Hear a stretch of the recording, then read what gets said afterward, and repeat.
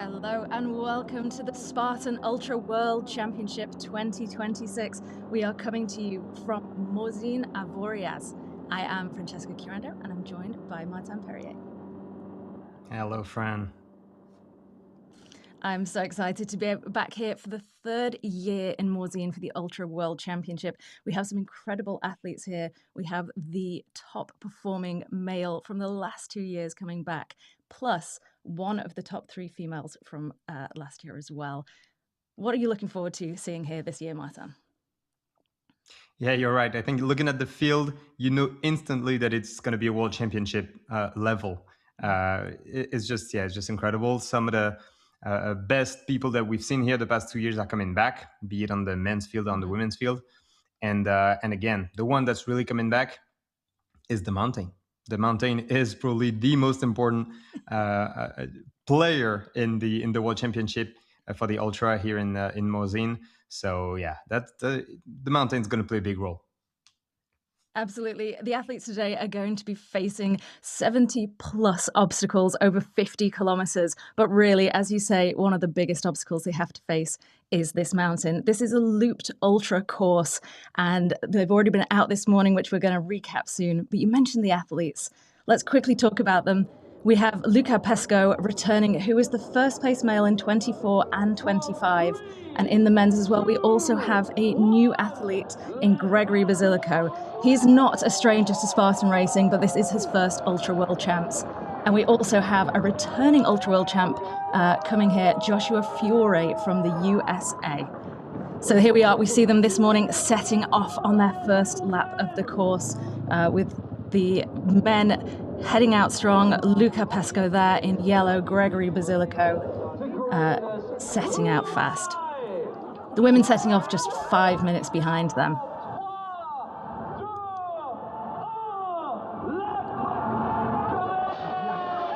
For the women, we also have a returning champ from Ultra World Champs years past, Rhea Kobel, a name we've known for a very, very long time in Spartan racing and ultra, and very excited to see her back. But we also have a relatively unknown female name in Perrine Abadi, who immediately took the lead very quickly in this ultra race. What do we know about Perrine?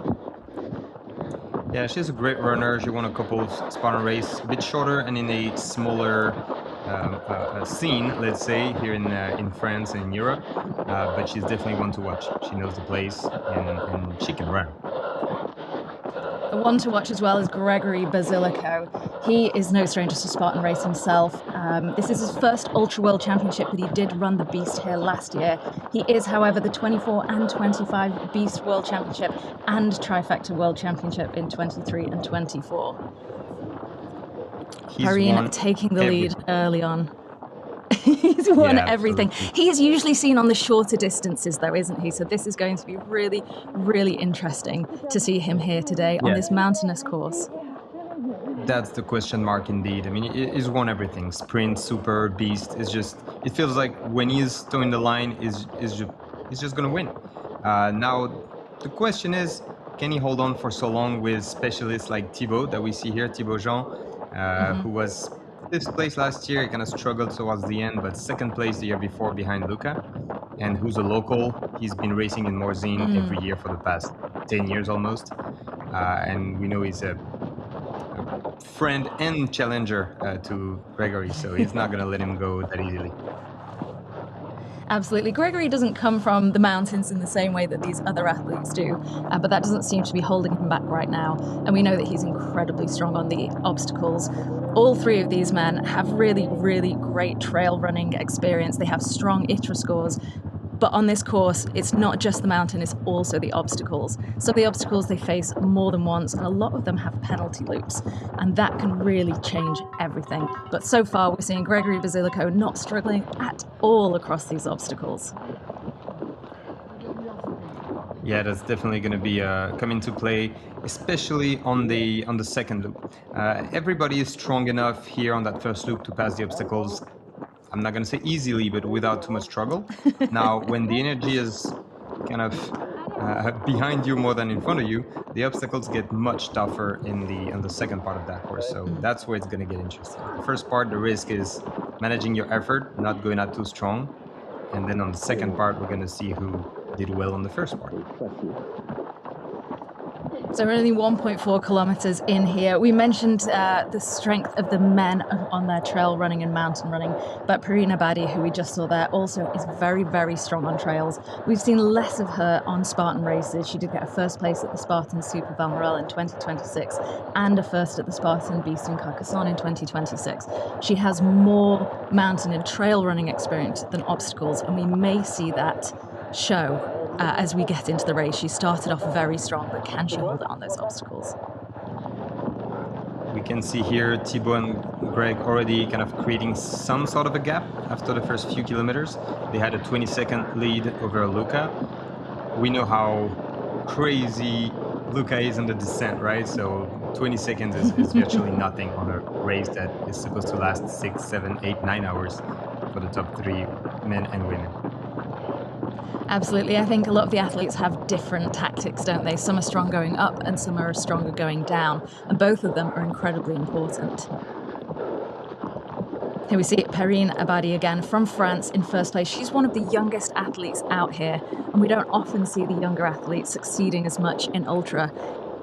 Correct me if I'm wrong, but there tends to be a bit of a habit for athletes to get stronger in ultra racing and endurance racing as they get older.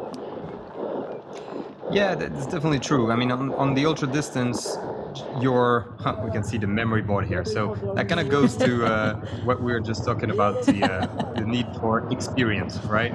On the ultra distance, it's more about the experience, about, again, being able to manage your effort, kind of cool down to memorize the number and keep enough oxygen in your brain and not just in the muscle. Whereas in the sprints, it usually goes to the shorter and younger athletes who just go all out for just a few minutes almost. We've seen sprints won in less than 30 minutes. So yeah, it takes a different type of skill set to excel here. So here's another athlete returning. This is Ulrika Evensen from Denmark. She was actually our first place female in 2024. Ulrika is an incredibly strong athlete. She's performed well here at the Ultra World Champs, the Dubai Sprint, the Dubai Super. She came in last time with an injured elbow, and at the time we were saying she was running so fast, and we were saying she can't keep this up, and she did, and she ended up succeeding. She's back again, and I'm sure she's looking for that podium spot. Yeah, because now we know she can keep this up. She knows, but we know as well, and I think everybody else in the field knows. And that's a little bit different as well. When you're trying to chase her, for example, you're chasing somebody who's in the lead, and there's a bit of hope, thinking, all right, maybe she's gonna falter at some point and I can catch up. But when you know that she's able to keep that for the whole race, you can't just expect her to slow down. You have to push to try and catch up. That's going to be interesting for anybody behind if we see Ulrika taking the lead at some point. We saw just behind here Sabrina Dalio from South Africa. She is also an incredibly strong athlete. She's got very long legs, which I'm sure we're going to see pay off very well for her. And she's got great Spartan race heritage. She knows what she is doing on these obstacles, and she races across a few different disciplines, from Tough Mudder Infinity in Alula to the Beast and Sprint. In Spartan race, she was ranked the #1 female in South Africa. So she definitely has the skills to be here and to hold her own. This is the current leaderboard, not very far into the race. Perrine Abadi in first place, followed by Sabrina Dalio and Ulrika Evensen in third. For the men, Thibaut Jean in first, Gregory Basilico and Luca Pescalderung in third. Those top 3 men, not a surprise to see them there, is it?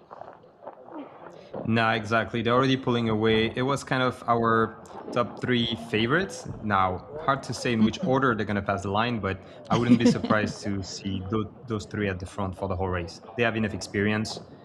Again, unless Greg is struggling on the second half because it's too long for him, but it's hard to bet against him, right? And then Luca and Thibaut, they're at home here. Yeah.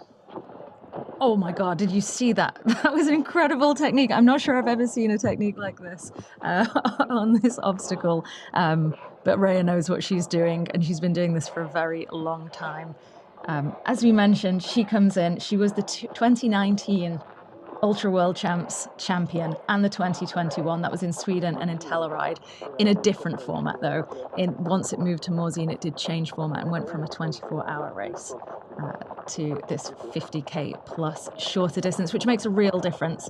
I mentioned Joshua Fiore, who was the 2017 champion in Iceland. He does incredibly well on very long distance races. He's the Ultra World Champion from Iceland and from Telluride. He came third place, but he's also done really well at World's Toughest Mudder. What he can do here on the shorter course and in the mountains will be seen. He does a lot of mountain training, but can he keep the pace against people like Basilico on this shorter course? Still remains to be seen, doesn't it? Yeah, that's the interesting part, right? You get people like Greg here who are starting their race, and for some of them it's the first time that they go to an ultra.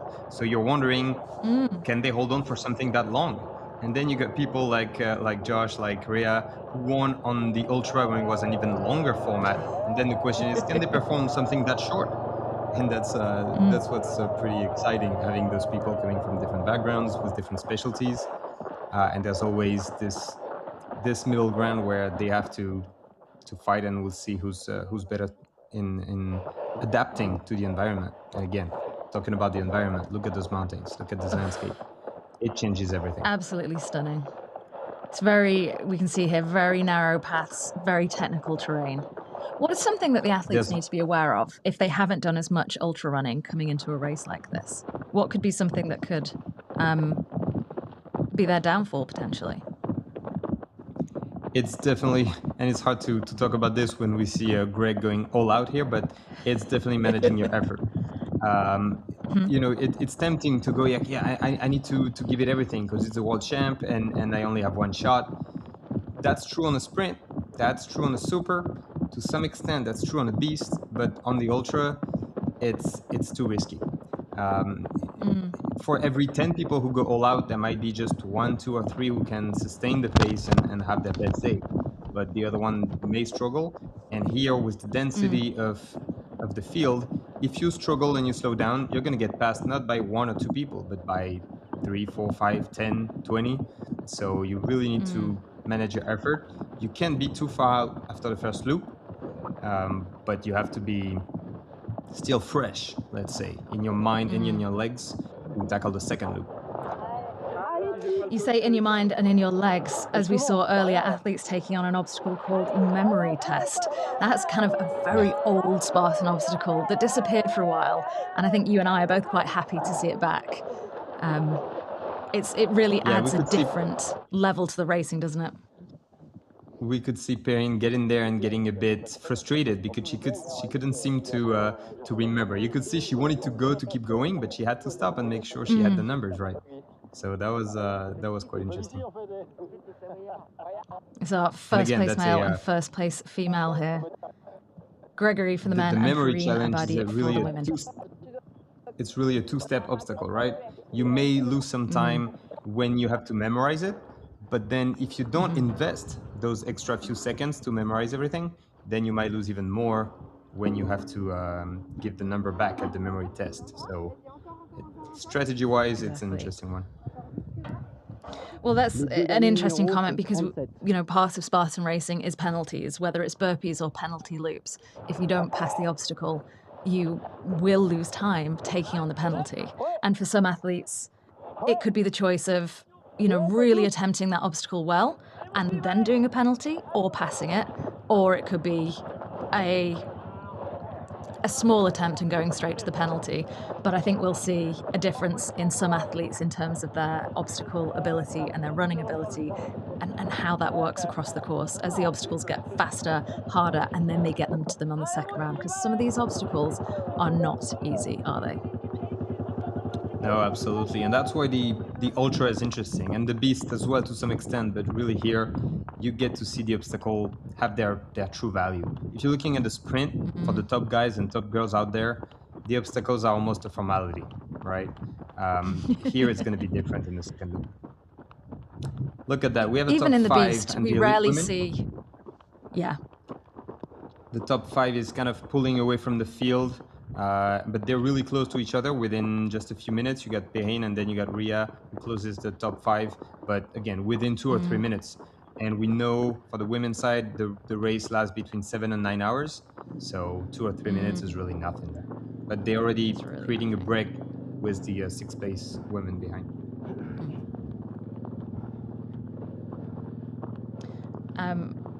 I was just saying on the Beast Ultra World Championship, we wouldn't really expect to be seeing athletes, the top athletes, failing any obstacles. But in Morzine, we do expect to see that at some point, don't we? Exactly. And that's where it gets interesting, because 2 or 3 minutes of a lead isn't much when you start failing an obstacle. No, some of the penalty loops can be quite brutal and take a lot more out of you than the obstacle themselves would. Yeah. Everything is longer in Perrine Morzine, looks to be in almost ultra running. in general. Yeah, it is definitely designed to test you, isn't it? I think this is one of the most beautiful views of the whole course, right? What's going on here? Yeah, they're going up to the Pointe d'Angolon and then the Pointe de Nyon. Those are the 2 summits of the course.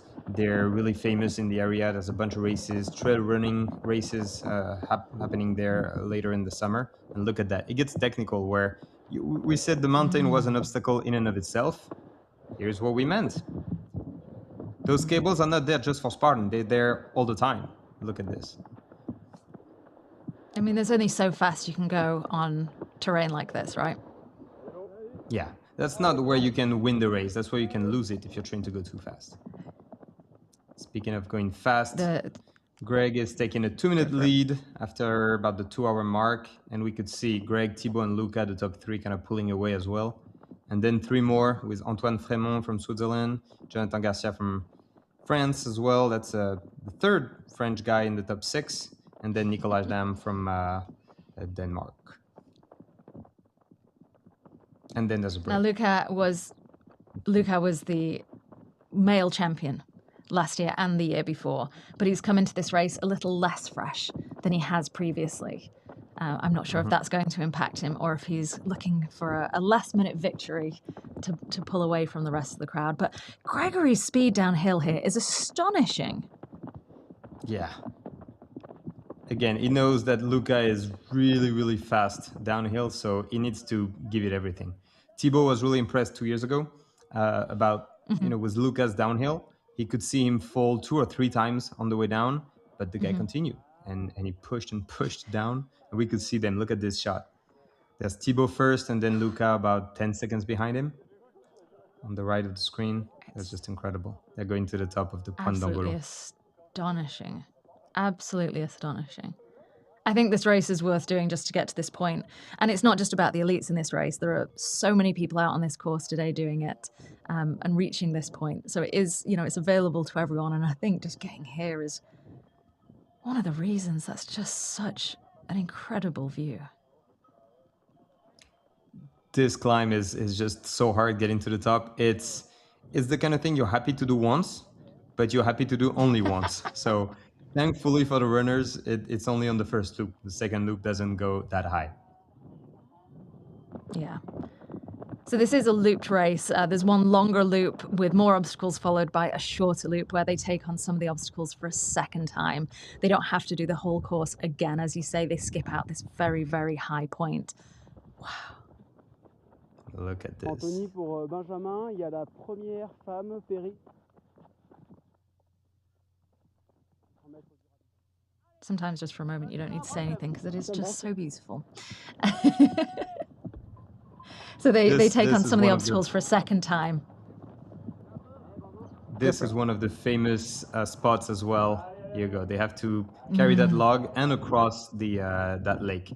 The water is a bit cold, but it's kind of chilly, and it's great in a day like today where it's a bit hot out there.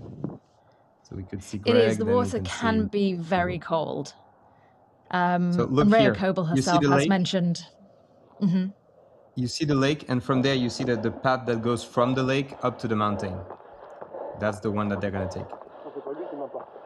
That they're on right now, actually. This is Thibaut, this is Greg. Rhea herself has mentioned, and she has historically had issues with very cold water. And whilst the lake could be a really gorgeous respite from this heat. That comparison of the heat of the air and the outside to the cold lake water could be quite a shock for someone. So if you are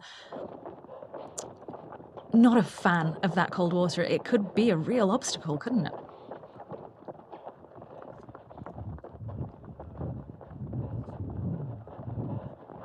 Perrine still here in first place. Perrine Abadi from France. She is taking the lead in this first loop and absolutely storming ahead. She's an incredibly fast and strong trail runner with some good Spartan races under her belt. We've not seen a huge amount of Spartan racing from her, so we're not sure how her obstacles are going to hold up on this ultra format, but she has a first super and a first beast in this year alone under her belt. Yeah, she definitely has the experience, not a problem. Now, it's hard to have the experience for the obstacles on the second loop and the end of an ultra. There's nothing quite like it because you're just not fresh anymore. It's easy to some extent to tackle those obstacles when you're fresh. When you're not, it's a whole different thing. The one obstacle that you seem to have no problem with for years, once you tackle it after 40K and already 50 or 60 plus obstacle, it gets significantly harder. But Gregory there showing no difficulty going across Ape Hanger and Tyrolean Traverse. Look at that. It looks like Thomas Blanc, the race director, forgot to mow the lawn at the at the carry there. I think I say this on every race I cover of his. If it's a Thomas Blanc race, it's going to be tough. And he's not letting up here. Look at this gap between these two men. That is so close, isn't it? What's it like when you can see your competitor right ahead of you? Again, that's where they need to be really careful because you're tempted to just go and try and push and just get ahead. The most important is to be ahead when the race finishes. In the middle of it, it doesn't really matter. So it's at the same time, you need to control your own effort to manage your own race, but you know you're racing against the competitor. And that's important also to try and mentally get to that guy in front of you or behind you. So we can see this is the live leaderboard now. They're already on that second loop. There's Greg taking a significant lead over Thibaut, and Thibaut a couple minutes ahead of Luca. So we have really that top three that broke away. Then we have two more, Jonathan Garcia and Antoine Frémont, who are kind of close for that fourth and fifth place. And then it goes a bit further with the rest of the top 10. Now, Jonathan Garcia and Antoine Frémont are not so far out that they couldn't break into the top three if something changed. And indeed, Antoine Frémont was in the top three last year, so he knows what it's like to race here, and he knows what it's like to podium here as well. And he actually took that spot on the podium on that second loop. He was a bit far behind on that first loop. And so he knows, the fight is not over. Look how close these women are. Perrine, we've seen largely Perrine running, but there's only a 2-minute gap between her and Ulrika Evensen in second place, followed by Sabrina, and Rhea moving up into fourth. Yeah, and Cooley Cisak just behind. I mean, the top 5 is within 5 minutes. And again, that's only halfway through, so a lot of things can happen. They are just around the transition area as we speak, I believe. Here's Sabrina. She's been making her move, catching up to Perrine. As we mentioned, Sabrina was the #1 ranked female Spartan racer in South Africa. She was a second place overall Spartan Trifecta World Championship in 2024. And she's raced Tough Mudder Infinity, which is an 8-hour obstacle race, 70 kilometers, in Saudi Arabia. So she's also used to the heat, which is definitely going to be an obstacle to a lot of the athletes today, isn't it? Some change on the leaderboard for the women's side. Some huge changes. Seem to struggle. Yeah. Well, it's obviously still the same top 5, but the order changed a little bit, and Perrine seems to struggle. As we mentioned, maybe it was the obstacles, and she seemed to have taken some time at the transition as well, where the top 4 now is out of the transition. Perrine seems to be still in the transition area. Oh, gosh. She did go out incredibly strong. We've seen largely shots of her throughout the race of the females. And you did mention earlier that one of the difficulties with ultra racing is pacing yourself. Now, Sabrina does have some really good heritage in ultra racing. She's got an ITRA score of 710. She's done several sky races where she's placed 5th, 7th, 9th, 11th. She's placed really well in those and has that experience of running in the mountains. So she should know what's going on with ultra racing. But once you add the obstacles in, it's a whole new game. That's probably what was tricky for Perrine coming. So the first loop, they're going way out in the mountains. Oh, look at that. Sorry to interrupt you. You can Sabrina's see, struggling there in the heat steep. and the hills. Yeah. This is and so using steep. the technique of pressing down on the thighs to help you keep going. It really does work. And for those at home watching thinking I could never take on a course like this, I think it's always quite fantastic to see even the people who are running in first place. They are hiking it. They are not running the entire time. This is a tough course for everyone.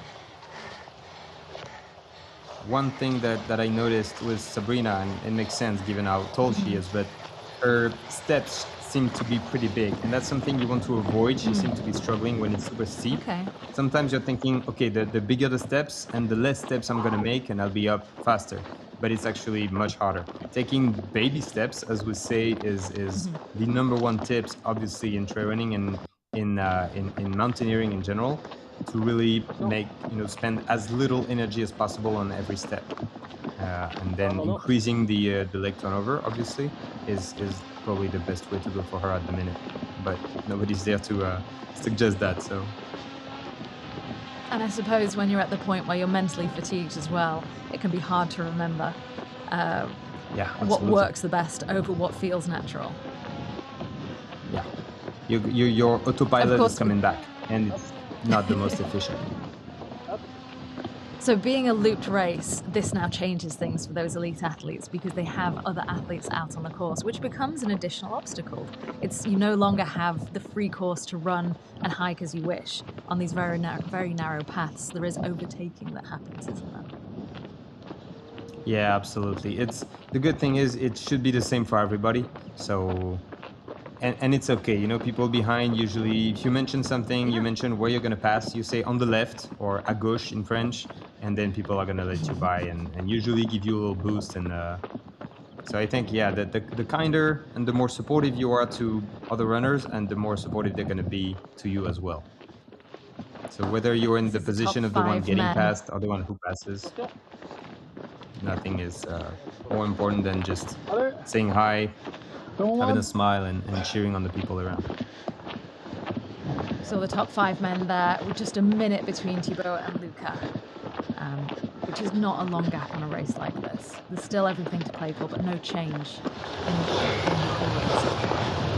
Sabrina taking another break, not looking over her shoulder, just kind of running her own race here, which so far has worked for her because she has moved up into first place.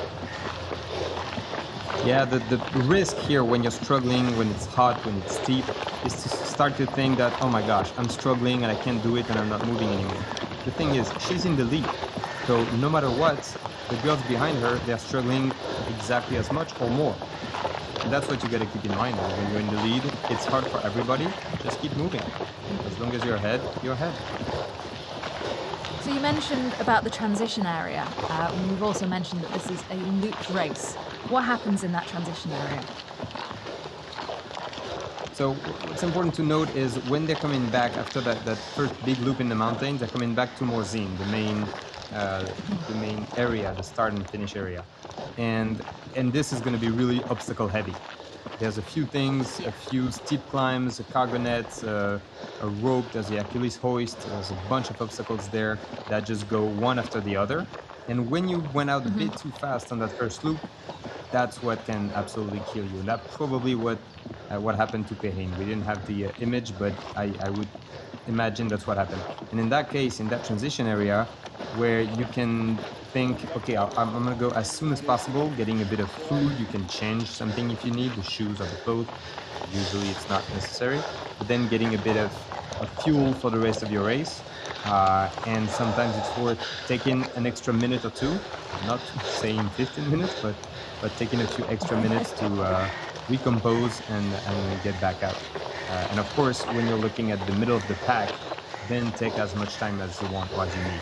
Because you got to imagine that, the top guys here, they're passing people who are still on their first loop, right?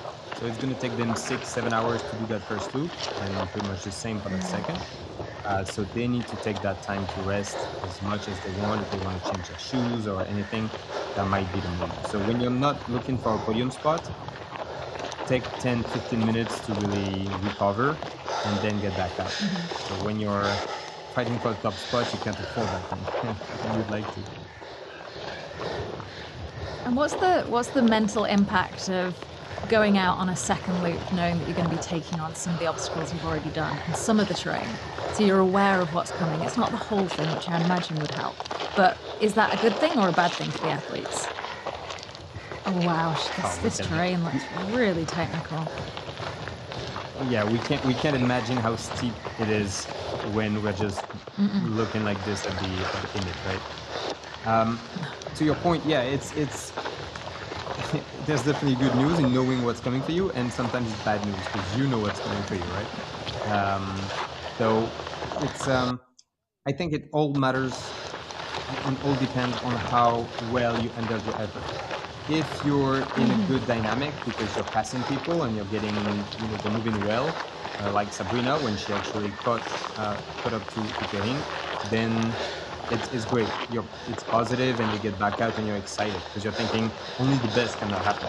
Now, if you're looking at Perrine, who was crushing it in the lead for the first 4 hours, and then who loses that lead and then loses not just one, not two, but 4 spots, then she might struggle a lot. So I don't know if she took her time at the transition to get back out strong, or if we're going to see her lose even more spots on that second loop.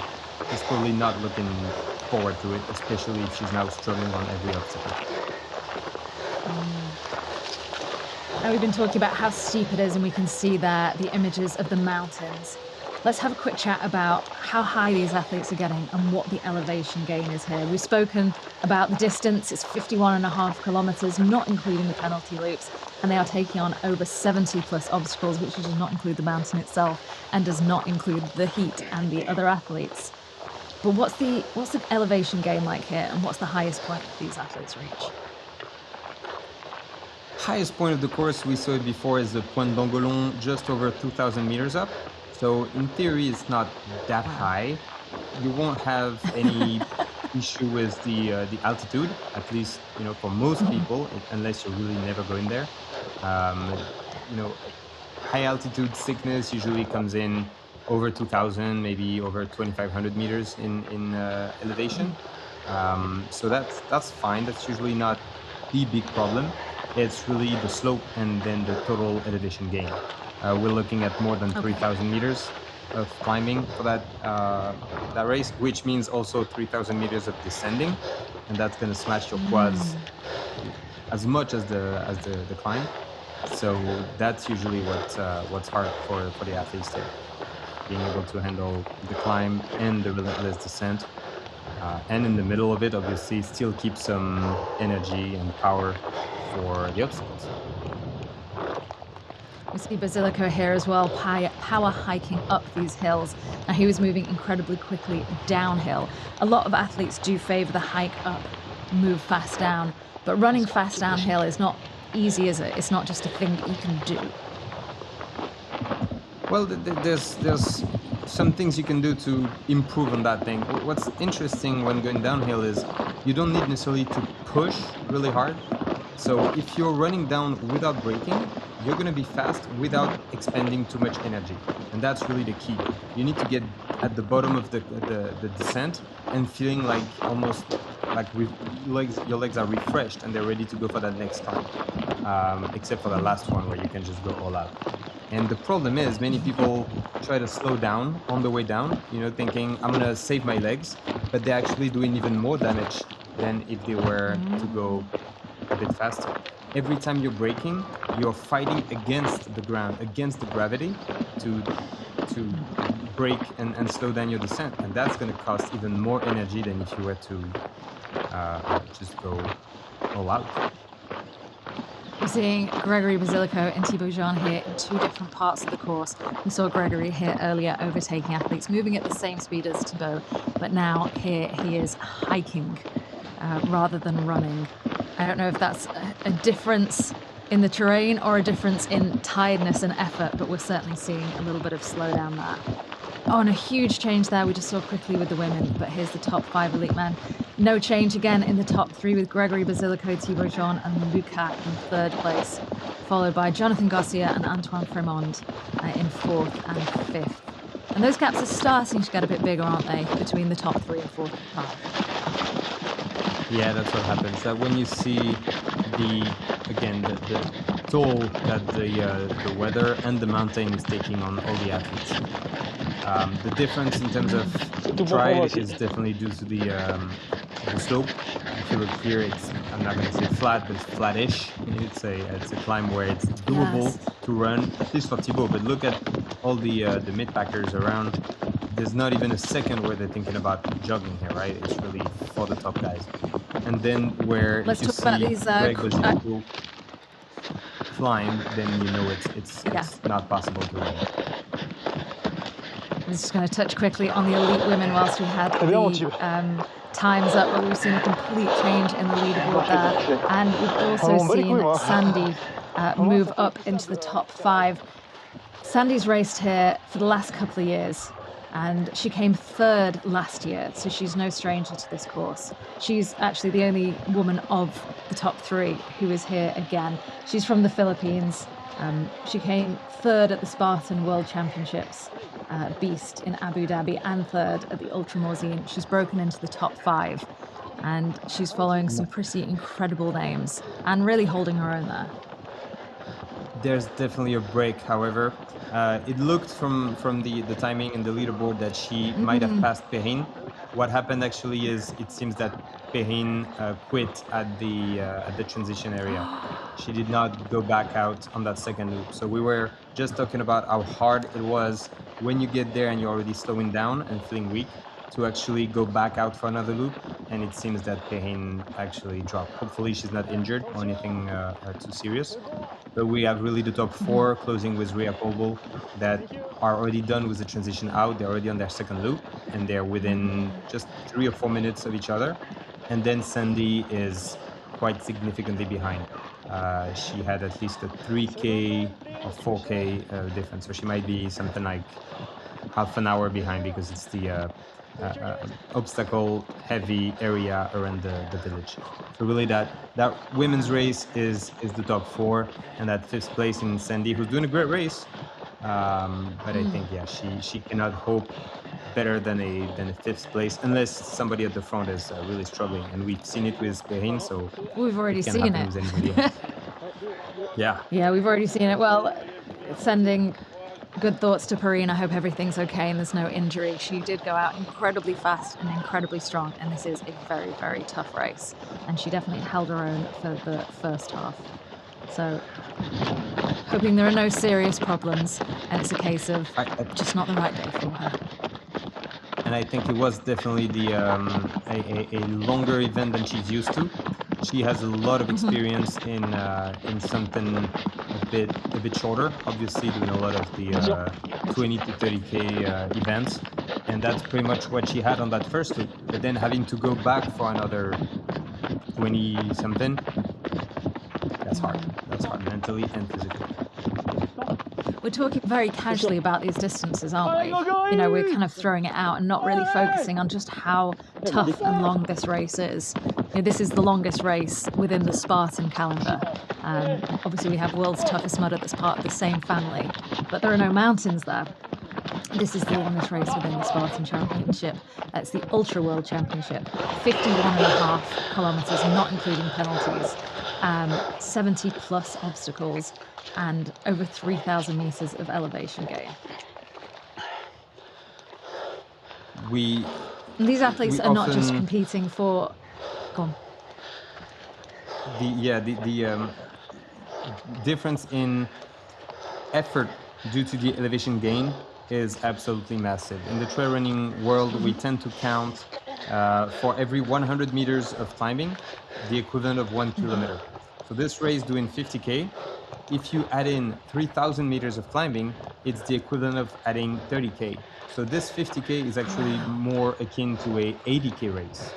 So when somebody says I've done 50K on the flat, it's not exactly the same. Wow. We see Sabrina struggling here, but look, she had only a 25-second lead outside of the transition area, and we didn't see Ulrike or anybody else overtake her. So she might be struggling, but she might actually be increasing the gap for all we know. This is, I say this a lot, but this is a good example of a running your own race situation, isn't it? We've got an athlete like Sabrina or Ulrike. Ulrike is incredibly strong. She's done a lot of OCRs. She does a lot of different types of OCRs in racing. She's won this race before. Perrine went out incredibly fast and incredibly strong, and there could be a temptation to try and keep up with that. And there's always that conversation of, do you compete with who's there, or do you run your own race? Or do you do a little bit of both? And I hope that's what Sabrina's doing, because focusing only on her own effort, she seems to be struggling right now. All she wants to do is to sit down and just wait for things to happen. But if she were to get passed by a couple of girls behind, that would be really hard mentally. But I think she's thinking about it. She was only 20 seconds out of the transition area, which means that at least one or two girls behind her were at the same time as she was in the transition. So she knows they're pretty close. But if they did not overtake her, it means everybody's struggling. So I hope she's thinking about it, because yes, it's hard for her, but it's equally hard, if not harder, for the women behind. Now, despite this being such a long race, last year we saw the difference between first and second place being only 40 seconds. For the women, the difference between first and second was 15 minutes, which is a completely different race. But the difference can be that small, can't it? It could almost be a photo finish. So just because it's a longer and harder race doesn't mean there are going to be huge gaps. Yeah, absolutely. There's obviously potential for a bigger gap. You cannot have a 10-minute gap in a sprint. But it's also definitely possible that people kind of race each other and get really close. And yeah, photo finish is not out of the question. It's the second time these athletes are taking on armour here. They took it on the first time round at 22 kilometres, and now they are 43 kilometres in. A lot of these obstacles, like we say, are not having to do the whole loop again, but that means some of the obstacles will come thicker and faster. So what they gain in a lack of height, they make up in much more intense distances between the obstacles. Gregory not looking like he's slowing down much or struggling. He's still going strong, taking a look over his shoulder to see what's happening. Same with Thibaut there, seeing if Luca is behind him and catching up on his tail. If you are wondering whether they were racing or not, then you have your answer, right?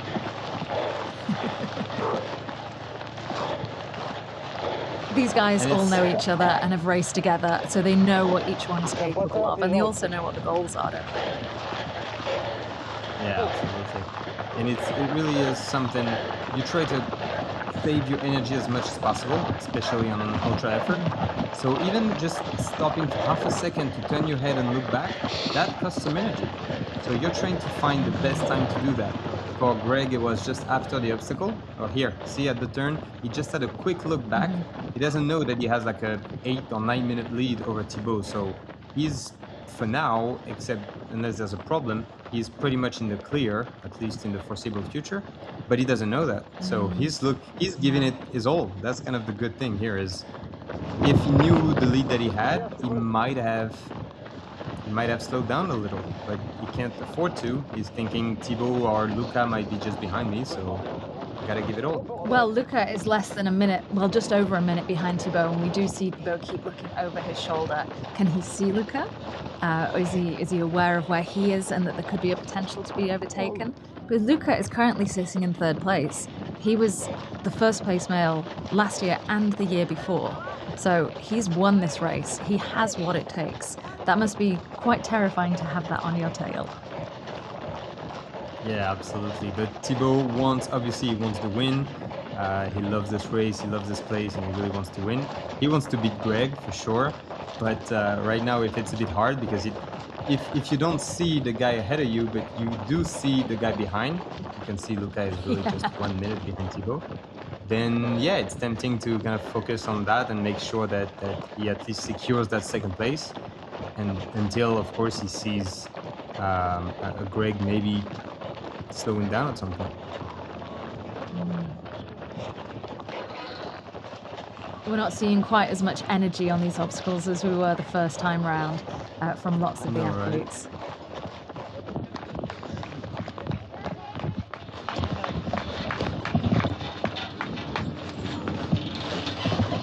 Right. We've already seen Gregory taking on. He took on Ape Hanger and Tyrolean Traverse last time with absolute ease, moving through incredibly quickly. And to be honest, currently, there's not a huge difference in his technique from the first lap and the second. A little fatigue, but he's still looking incredibly strong. Exactly what I was thinking. It's impressive. Keeps a couple bars. And you see the control in his body as he moves through. Yeah, absolutely. He's not wearing a race vest, which we're seeing the other athletes are. He has a belt on, but not a vest. Yeah, that makes sense as well. What could have made him make that choice? Why would he do that? There's a bit more bounce with the belt usually, but it really depends on how much water or fuel you're gonna need. If you can put everything in there and then obviously refuel and fill up his vest at the transition area, and it feels like it's enough, then it's probably better because you obviously you're a bit lighter. The weight is concentrated around your waist area, which is also the best place to put it, and then it makes you feel less hot as well. It's an extra layer when you have to add the jacket on, like the running vest, and it's not always ideal when it's hot out there. So I would definitely do the same if it was possible in terms of how much fuel and water you need. Because Thibaut's pack looks quite well packed. We can see there it looks like he's carrying a fair amount, whereas Gregory has a belt and he is using it, but there's obviously a lot less that he can carry in there.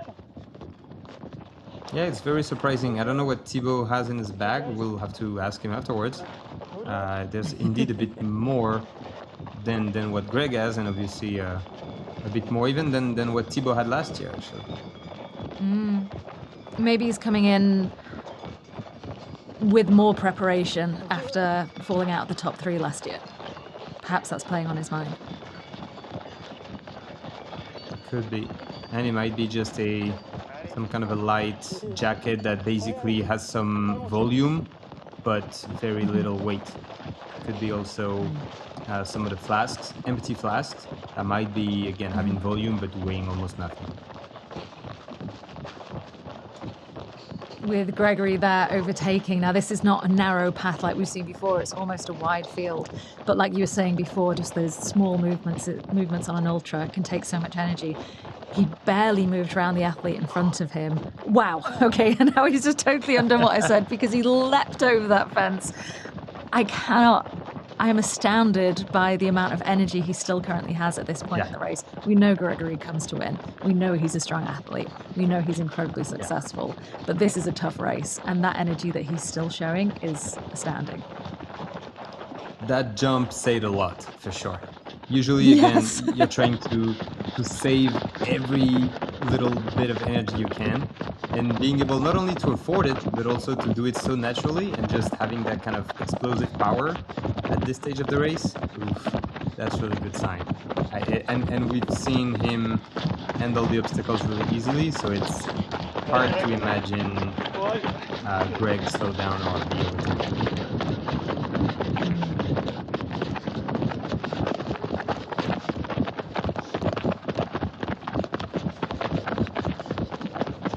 Women's side, however, footsteps going, yes. It seems on the women's side that Ulrike and Sabrina arrived together at the 34-kilometer mark. It was the second lap doing Olympus, as we can see here. 2 seconds difference was pretty much tied to each other. 2 seconds with Ulrika having taken the lead. Yeah, pretty much. So this is a different race for Ulrika than we saw in 2024, where we saw her take the lead and hold it very strong for the race, where we kept saying, can she keep this up? And this has been more a case of going steady and improving as she goes, or overtaking as she goes, whilst others may slow down. Yeah. Yeah, and that's, again, as long as you have somebody that you're chasing, it's, I'm not going to say easier, but it's a bit more comfortable, right? Because you keep fighting, you know what you're doing it. And then the risk is when you're in the lead too early, you're always looking over your shoulder, and that's not great. So here, the good thing is with this kind of strategy, or at least the way that the race played out, if she took the lead now after 35K, she only has a couple more hours to go, and she gets to the finish, and she knows she can because she did 2 years ago. So yeah, that was an impressive showing. Now the risk is, did she naturally pass Sabrina because she was going a bit faster without pushing, or did she actually push to overtake her when she saw her? That could be different because she might actually blow up a bit later from overdoing it. We've got two very different athletes in terms of size between Ulrika and Sabrina. Sabrina's very tall and Ulrika is much shorter, and that can play a difference in some of the obstacles. We saw monkey bars a couple of years ago with very wide gaps between them, which was causing quite huge problems for the women. But if you're a much taller athlete with a wider wingspan, it could be easier. But it doesn't. None of these obstacles appear to be causing much difficulty for Ulrika. And she's one of those athletes that just takes whatever is in front of her and attacks at full speed, and gets through. Yeah. That's what we love with Spartan, right? It's just those people from different backgrounds, different shapes, size, or forms, and just all getting together, and we see who's best. Yeah.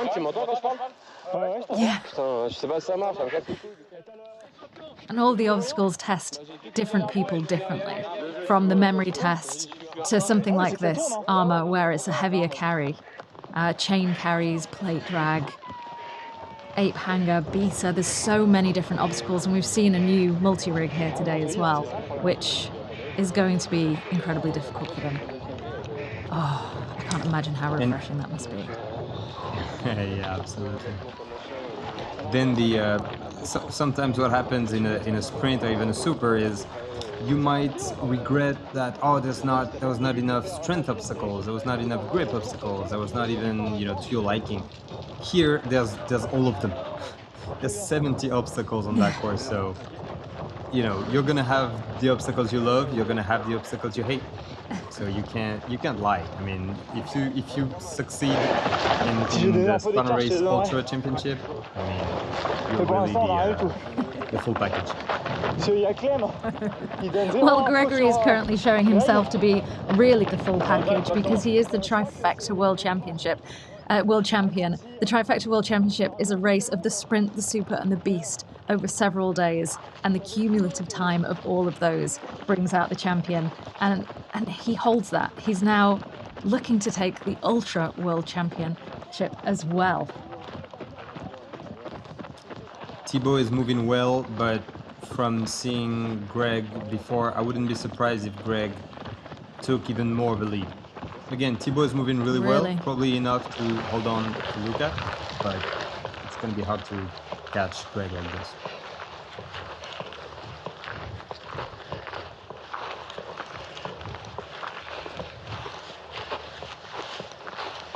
Ulrika here, heading up the hill. Our new race leader. They're wearing headbands this year instead of bibs to indicate they are the race leader.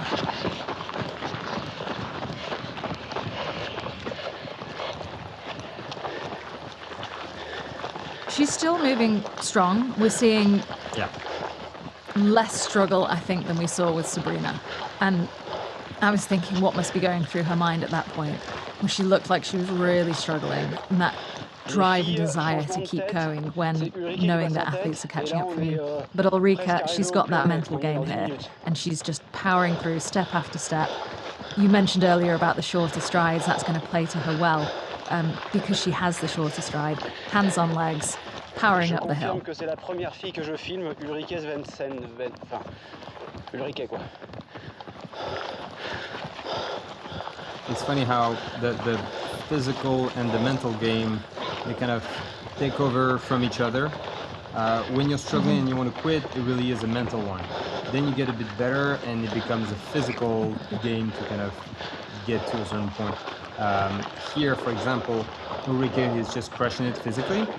So then the mental aspect of things can just be on the passenger seat for a while. She's just doing great. She was moving better than Sabrina, but it was not as steep. Right now it is pretty steep. And look, she's definitely moving well without taking breaks and stuff like that. So yeah, the mental is just Talking about right moving now, well. passenger seat. Yeah. Talking about moving well, Thibaut there on ape hanger, skipping rungs and moving through it incredibly quickly. We saw Gregory go through ape hanger with almost the same technique. He looked like he slowed down and his technique was not as clean on Tyrolean Traverse. So it'll be interesting to see here whether Thibaut can... And he's moving through it beautifully. I'd say he's moving through this easier than Gregory did on the second lap. Probably. Elle a laissé tomber, ouais.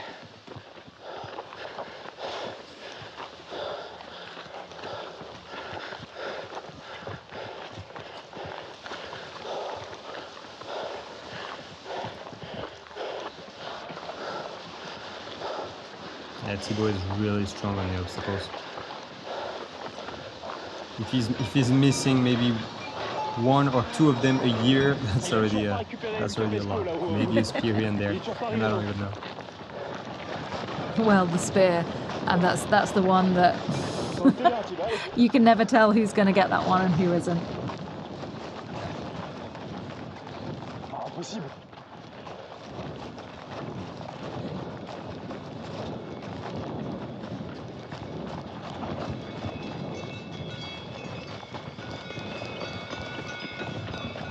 Interested to see if we see the same energy from Thibaut coming up to the barrier as we did from Gregory. I imagine this downhill with the open field feels so freeing compared to the very technical trail. Yeah, but sometimes it is quite tricky as well with the grass everywhere, because you don't know exactly where to put your feet. It's a bit more treacherous, let's say. You gotta be really careful, especially when you're tired. We don't like those too much.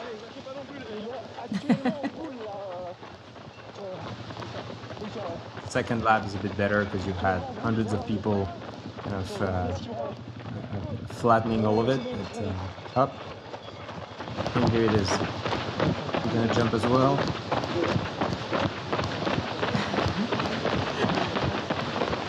Nope, it's going down. Yep. Under. Both actually if it's not highly energetic. Yeah, but I'm wondering if it's not something that, because there was an arrow, so maybe the arrow is actually saying to go down, and Greg maybe didn't see it. And, missed it. I wonder if there would be a penalty involved in that if that was the case. It's not marked as an official obstacle on the list. Yeah, I think it's more of it's the edge of a private field or something that they couldn't take off, so it's more of a suggestion to go down, thinking that for most people it probably would be easier. But Greg was flying down the hill.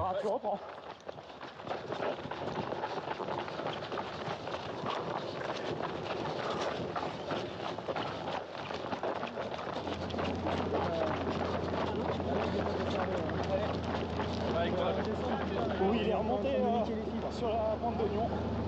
Il m'a dépassé dans la pente d'oignon. You can hear our rabbit team doing an amazing job, as usual.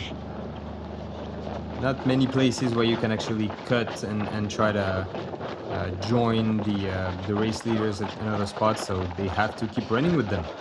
And running next to Gregory or Thibaut these days is not easy. So here on a wide road like this, they can be on a four-wheeler or on a bike. But on the Pointe d'Angolon before, we had some image, you know, they have to run or walk up there with them. Il y a un gars qui s'entraîne que sur le plat qui est devant toi. Tu savais le nombre de bandes qu'il a cette année était plus. Tu pètes un câble. Il est droit de. It's really impressive to see the difference in pace. And those guys, they're moving well. I mean, you can imagine, you know, it sound like maybe mid-packer because they're finishing their first loop, but I mean, they're still moving. We're talking, they're athletes there. They're not here as tourists, right? So it's really impressive to see the pace that Greg is having.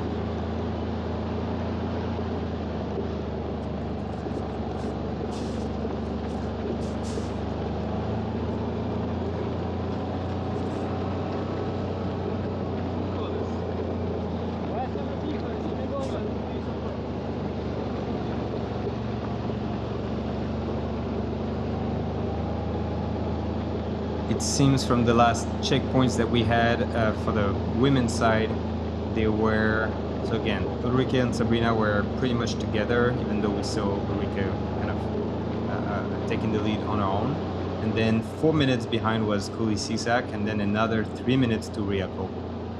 So gaps are starting to form, but it's still fairly close. Again, those four, the gap between number 1 and number 4 is actually much smaller than the gap between Gregory and Thibaut Jean.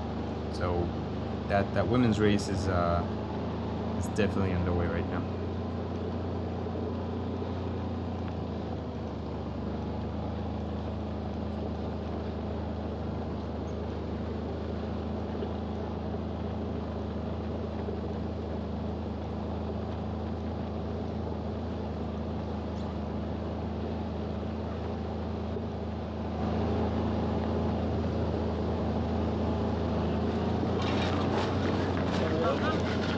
Attention, il y a le deuxième.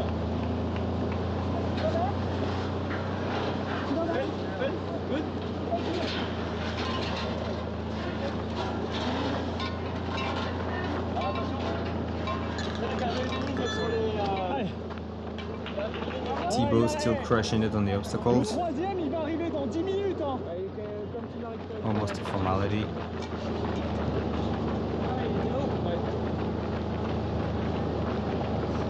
I heard something in French saying that the third guy, so probably behind Thibaut, will be there in 10 minutes, which seems a bit big. I don't think that Thibaut would have taken that much of a lead over Luca.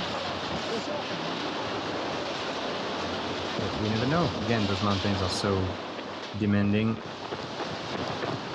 Quick focus on the aid station, fruits, probably a couple of gels.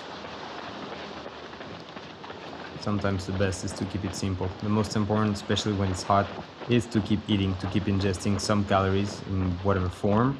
If you like gels, then get gels. If you like fruits, then fruits. Could be really anything, especially on the ultra distance. It doesn't matter as much what you're eating as much as how much you're eating of it. So yeah, it's astonishing the amount of calories the athletes need to take in, isn't it? And how they manage that. And ultra running is kind of just problem solving, isn't it? Yeah, absolutely. There's something you don't necessarily see a lot with Greg. We didn't see him eat that much. Maybe he's having all of his calories in liquid form, so we don't know what's actually in the flask when he's drinking. But my guess is it's not just water. Look at this pace. He's getting back to town now. Only a few more kilometers left for Greg. Hey, look at that. The heat. He knows he can take a few seconds. This heat is dangerous, isn't it? You know what? If that change, that can be the difference between succeeding at an obstacle and failing it. So that was 3 seconds of getting yourself cooled down. That's much better if it allows you to pass all the obstacles in a row.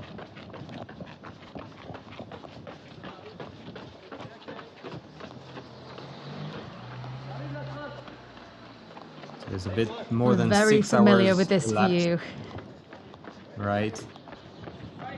as they come close. back into the town. I So hope last we'll year, the get first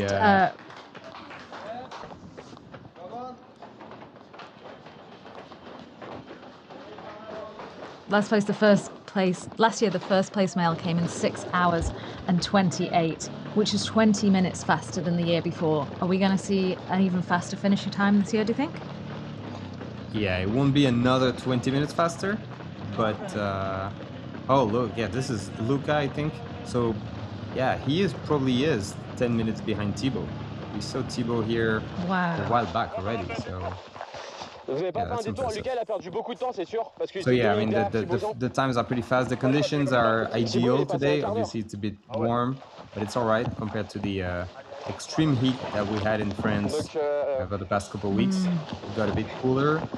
That's where you're happy to be in the mountain, because racing the same in Paris right now would not be fun. We can see the difference in time seeing Luca here now at Arma compared to when we saw Thibaut Gregory.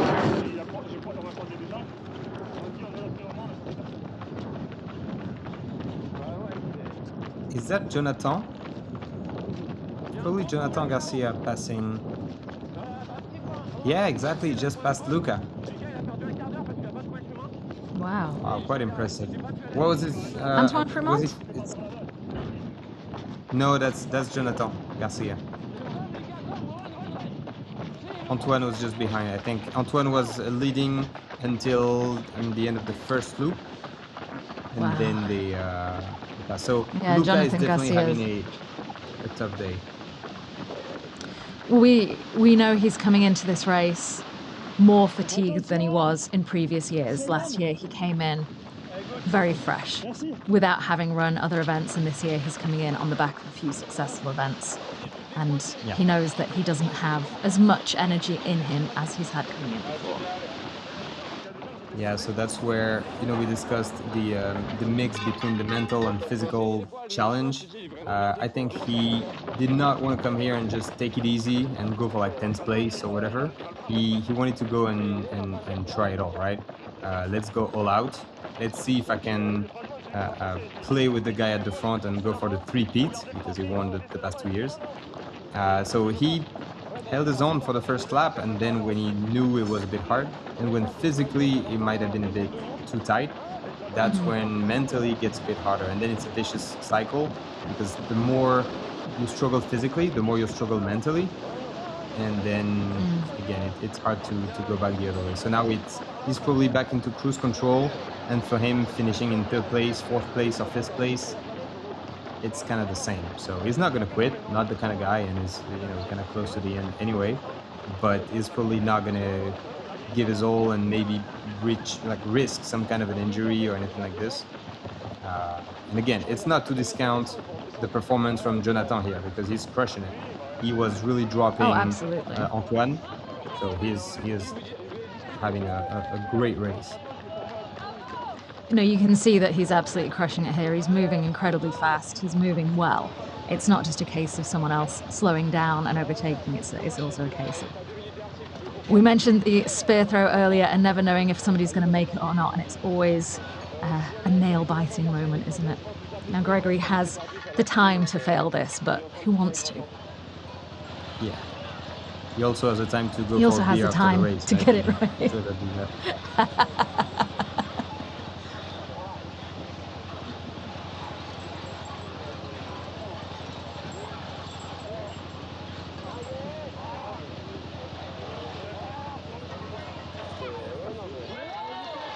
There you go. Perfect. Textbook. Absolute textbook spear throw there. And at this moment, when they're coming so close to the finish line, the crowds are getting heavier, the cheers are getting louder, it's so easy to dredge up those final bits of energy, isn't it? Yeah, with the fatigue, just, the throw is 1 millimeter down or not as straight, and that would be understandable. But no, textbook was absolutely perfect. We're seeing a gap now between Gregory Basilico in first and Thibaut Jean in second of 10 minutes, which has really widened, hasn't it? Yeah, definitely. It However, was. for the women in first and second, we're seeing a gap of only 2 seconds. Yeah, but that was when Ulrike just passed Sabrina. I wouldn't be surprised if that gap moved by a few minutes at the next spot. And I don't even know if Sabrina is gonna hold on to that second place because we could see her struggle. And for a while, we were saying, "Hey, as long as you're still in the lead, you're doing great." But then when you see that Ulrike is catching up, the question is it Ulrike making a move or is it Sabrina really going too slow? Now Are we gonna this is see? a new rig setup. Could we see That's he's interesting. really thinking about this and going hard? Oh, Oh, he missed. He missed. yeah, I think it touched the. He touched the third hold. Now, Yeah. athletes have been struggling with those holds, specifically the much wider one. And the more successful routes have been the smaller one, skip the big and go to the smaller. And what Gregory tried here was to skip all of them and ended up hitting the final hold instead of the bell. That However, goes if to this show is an obstacle hard that most it's athletes, gone in the past few years. this So is the also best. just one of the Held his own for the highlights of the first lap, course, and isn't then it? when It's he knew it so was a bit hard, and stunning. when physically it might have been a bit too tight, that's when mentally it gets a bit harder, and then it's a vicious cycle. And the feeling of jumping More into that cold water must be so refreshing. But mentally not to underestimate how rather hard than climbing up that yeah, cargo it's net, the hard wet to go cargo by net the other way. So against now the it's rocks that goes improving in back and into out. cruise control, and for him We're finishing in third place. nearly at the end of this race. But this is so beautiful, so memorable that it doesn't matter. Okay, it's hard, but you don't mind. You're just so happy you're in there. There's literally not a single person that thinks back to that cabinet and who's pissed about it. Like, ugh, I hated that one. No. Everybody I mean, struggles, maybe at but the time everybody you loves think, it. gosh, this is difficult. But yes, I imagine it's one of those standout moments of this course. That and the highest point. You love to hate it, kind of thing. Well, that's it, isn't it, with the Spartan race? You love to hate it. During Generally it, you're speaking, thinking, yeah. what am I doing? And then you get to the end and go, when's my next one?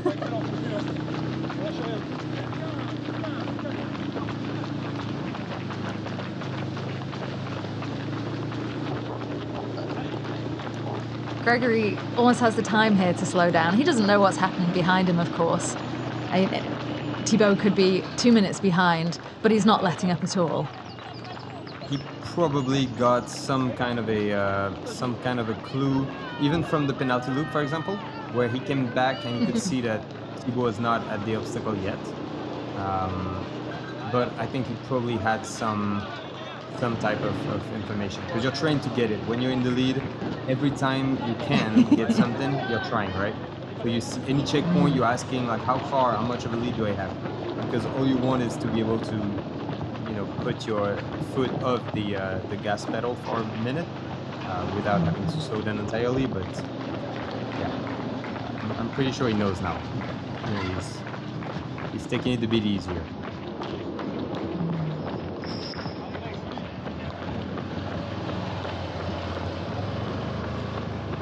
If he succeeds and take this win, he will be one of the most celebrated athletes across the championships in recent history, across all distances. Yeah, he's already Sabrina running easier downhill than she was uphill. She seems to have picked up a little bit of energy. Yeah, it will be interesting to have the next checkpoint for the women's side. We're not sure. I don't think she would have overtaken Ulrike, but you never know. You never know.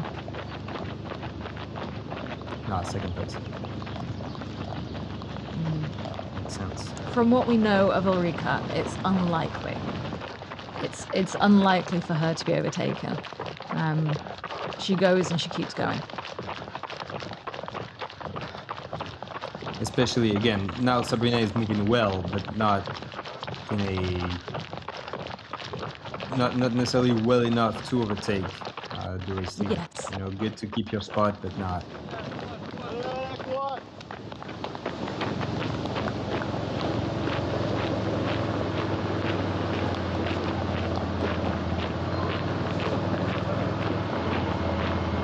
Greg must be counting. How many? It feels like it's been 150 obstacles. I mean, there are still, in this short part to go, there's still a lot of obstacles. This is over, under, through. He still has another 6 or 7 obstacles to go, including, in fact, a few more, including the very unique ultra finishing line, which everybody loves to take on.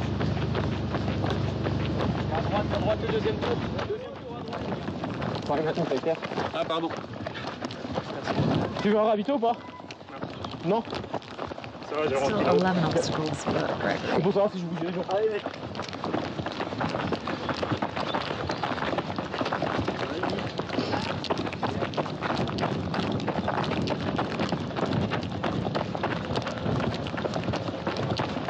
I think this is a change that we wouldn't have necessarily predicted with the athletes that we saw. Antoine Fremond was on the podium last year. We had 3 very strong males. Jonathan Garcia has run here before and is a great athlete, but would we have put him in 3rd place at this point? However, he's moving so fast and so strong down this hill. He really has earned his 3rd place position currently. Yeah, I think he did a great race last year, and there's a different thing between thinking you can and knowing you can, right? Last year he was hoping that he could potentially be at the top, and the race showed him that, yeah, he can compete with those guys, no problem.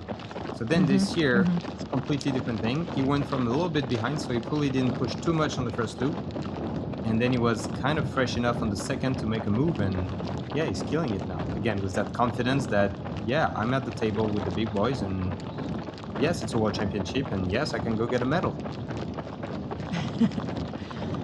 We can see here Thibaut Jean running through Morzine, the village itself.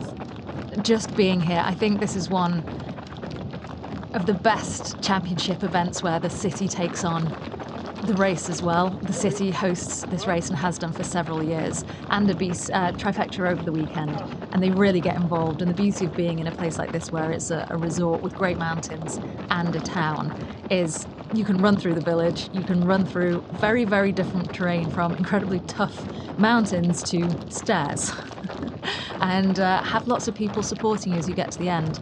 It's a great, great location for those who are competing and for those who are supporting. Absolutely stunning. It's easy to get to, and just a really wonderful place to spend a weekend. Wow. Yeah, no matter what kind of sports you like, Morzine has it all, right? Obviously in the winter, all the winter sports, skiing, Morzine has it all of it. But then in the summer, it's incredible to see all Gregory the hikers, just doing a all the casual runners. pull-up there. Yeah. Just having fun. Whoop. So it was on these monkey bars a couple of years ago. We saw a difficulty for athletes with the gap and the reach. Gregory's not one of the taller athletes or the tallest athletes, and he was certainly having to move hand to hand, but he got through that with no problem. The pull-up, I'm not sure if that was to check what they looked like, or the fact he had the strength to do that at this point is another indication of how strong he is.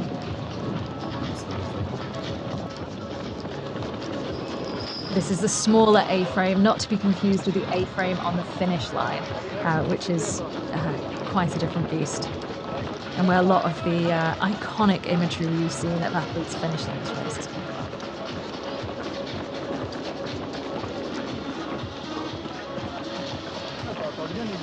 You can see Gregory being very sensible or cautious as he comes through the schools, and just taking that time to make sure he can do it correctly. He has the time to do it, and at the moment for taking risks.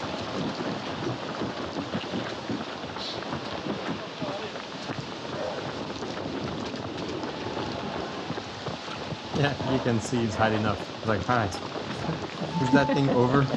It's been so long, so many obstacles.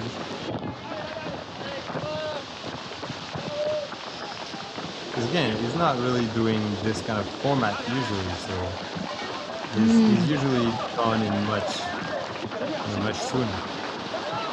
And this is a really sneaky design, because they just passed this area.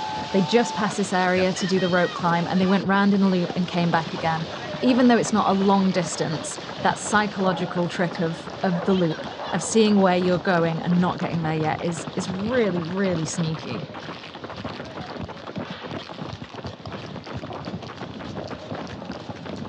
The end is definitely trickier than last year.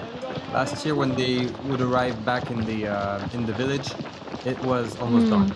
You know, maybe 1 or 2 kilometers left, a couple of obstacles, a bunch of obstacles actually. That really steep climb with the cargonet at the top, and then they were gone.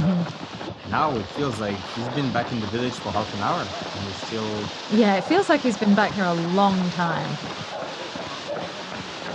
And it's tough when you feel like you're getting to the end of something. And I said it earlier, you know, when you're this close to the end, you can push with more energy and let the adrenaline take its course. But you don't want that to happen too early, and if you do, you could crash.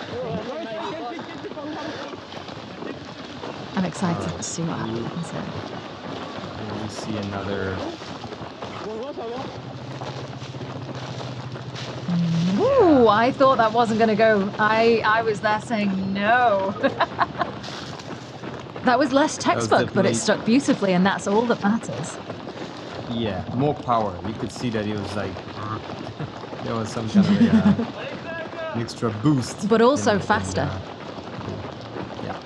He did that faster than Gregory. Gregory took more time to get it just right, and he had the time to take. Look where Greg is now.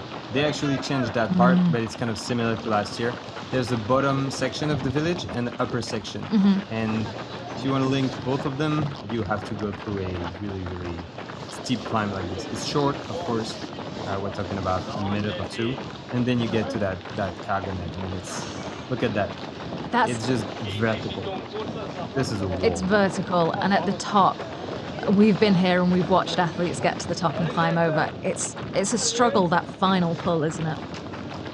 Yeah. And especially, you got to think about, you know, people a bit further than the ranking who are doing this for the first time, and they're going to have to do it again after 12 hours of racing. All right, can Thibaut do a clean sheet? Ooh. No, same as... Attempt one. That's the momentum. It's exactly the same as we saw Greg before. He does not want to do that. Oof. You know, for those guys, having a clean sheet is almost as important as the actual ranking.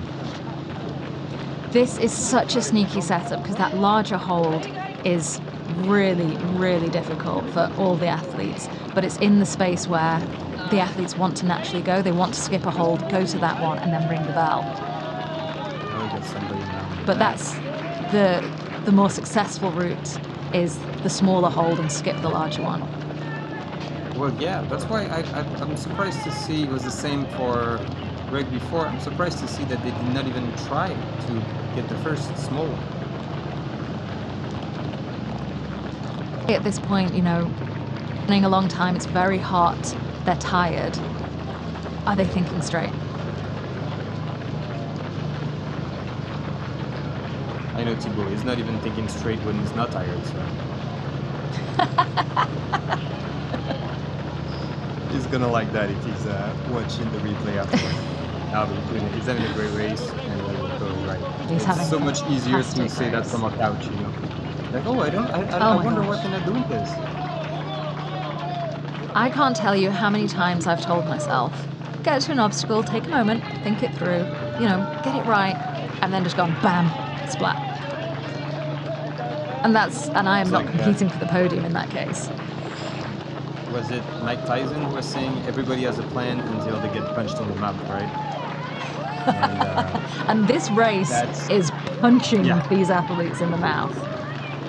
That's what Spartan's are going to do to you when you have your plan. That's what I'm going to do, and then this, and then that, and then bam. Take that obstacle in your face and everything goes... I mean, look, this is just relentless, obstacle after obstacle after obstacle, and they're coming thick and fast. Even here, you know, to take a breath and to steady yourself, and to look so cool doing it as well. Yeah. I'm sorry, that is excellent, Gregory. That is the shot. Bonus But you know, points. it is relentless here. And I can imagine for every athlete taking it on, there's going to be that feeling of, oh my God, another wall, another carry. And as we mentioned, as you get to the finish line, the more support really makes such a difference. Hearing the crowd cheer for you, cheer for everyone. But as you're coming in and winning your race, it's such an uplifting feeling, isn't it, to have from the crowd, even when they don't know you. Just seen on the big screen there, Basilico has now completed the pistol, which means... So this is the Hercules hoist for Basilico. He's at kilometre 51, so he's pretty much at the end. He's got a few obstacles left to go. He dropped that. Is that okay? Yeah, just towards the end, he dropped it, and I think, yep, we heard the whistle. He really seemed to struggle with that, and sometimes the Herc hoist can be incredibly heavy. It can be different weights for men and women, but it can be incredibly heavy, especially if you are one of the smaller athletes, which Gregory Basilico is and Ulrika Everson is. Now both the smaller build athletes, and those weights can really take it out of them, but it's one that people really want to attempt, so it's almost a double hit. But he completed the penalty, a lot of heavy carry penalties, celebrating as he goes through, high fives with the crowd. He's got the A-frame, vertical cargo net, and the fire jump to finish.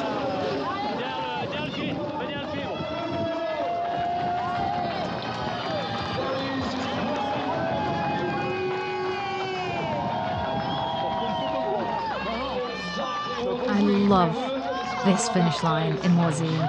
I love it. It's such an epic finish line worthy of a championship race of this scale, and it's there for every single athlete that takes it on. But when you're watching this race and seeing them, it's just so incredible, and it must feel absolutely amazing. Oh.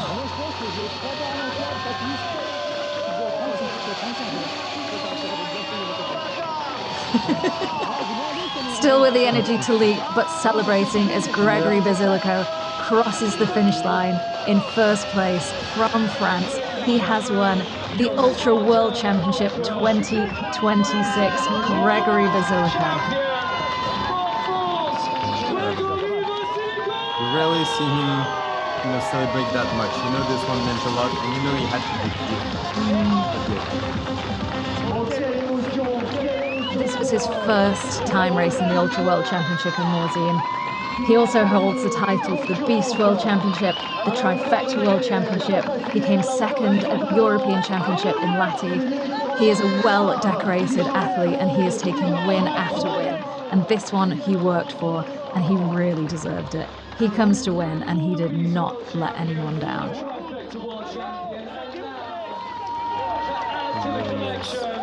Ultra World Champion for 2026. France's very own Gregory Basilico. 6:32. Just what it means to him. Just 4 minutes slower than the first place last year, but it's not comparable because the courses are never the same. The day is never the same. Nothing is the same.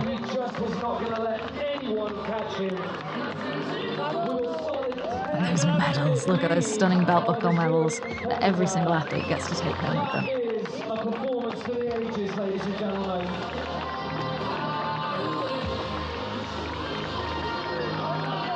He's 39 years old. Always thought he was younger until a couple of years ago I realized, he's still dominating not only the big ones like this, but even the short ones at almost 40 years old.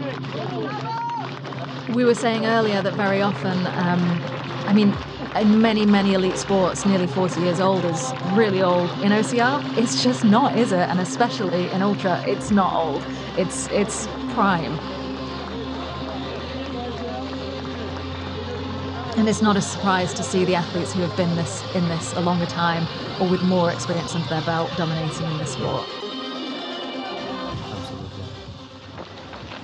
Back to Thibaut, who's in second place, still incredibly strong and heading for a secure second place, I think. Yeah, it looked like he had. I think he was back to the village at the same time that Jonathan Garcia was Je sais pas. at the Et moi, je passe vraiment previous pas dans le checkpoint. filet. So there's like almost a 15-minute gap between them. Yeah, he crushed. So yes, he crossed the waterfall about 13 minutes ahead of Jonathan Garcia, which is a strong lead, and a bigger lead than we've seen across the three men this year than we saw last year. Last year, between first and last, there was 7 minutes.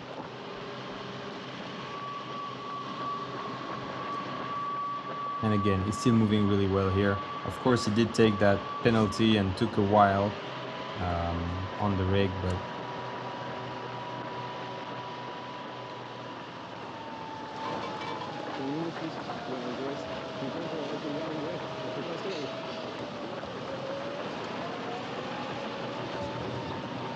Jonathan Garcia still holding third. And what has happened to Luca?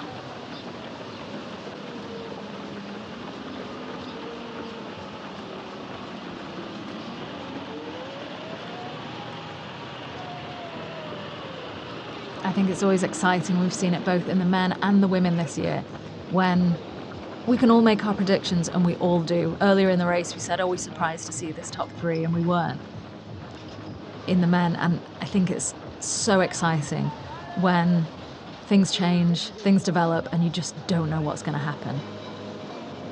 yeah, absolutely. Thibaut taking on these monkey bars very, very differently to Gregory. Much riskier, much faster. Gregory had the time to, but he didn't. He didn't need to. He was safe. Yes.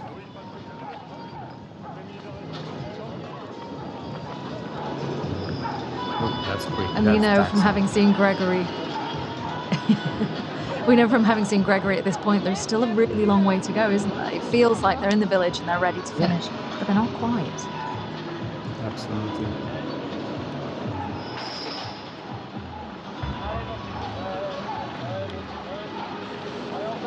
So they have 1.5 kilometers, something like this. It feels longer. Another spear throw. I'm never not going to be excited at the spear throw. Yeah, it feels much longer than 1.5 kilometers left, doesn't it? Well, there's 1, 2, 3, 6, there's almost 10 obstacles in this last kilometer, so crazy. And the loop. No. Oof. Did he make it? It really looked like that missed. No, I think it did. But he made it. Oh.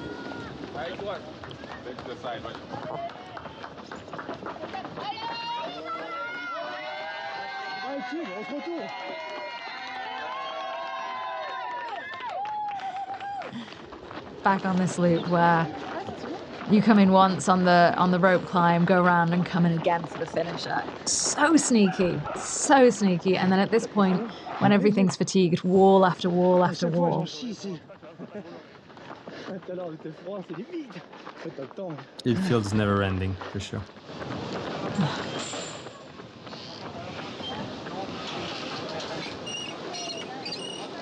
You can see there on the rig, Thailand is calling. A new location this year for the Super World Championship happening in Thailand this December. It's going to be absolutely incredible. Here we go.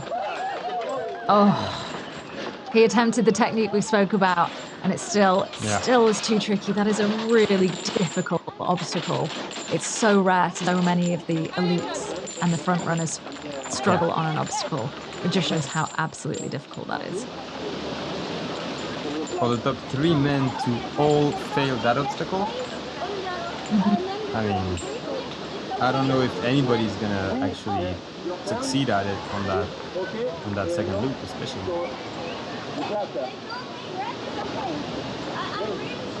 Le second line was like this. Not good. On a mis une main comme ça et une main comme ça. Oui, donc...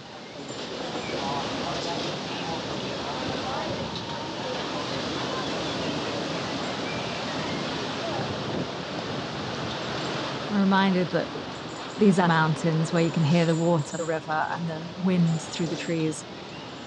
It's just stunning, the places that Spartan Race goes to and the places they hold championships and the opportunities that people have to race. It's, they're not just in a city. They are stunning locations, gorgeous places, absolutely incredible opportunities. I think that's great, and that's specific to this kind of sports where the elites are mixed with the masses, right?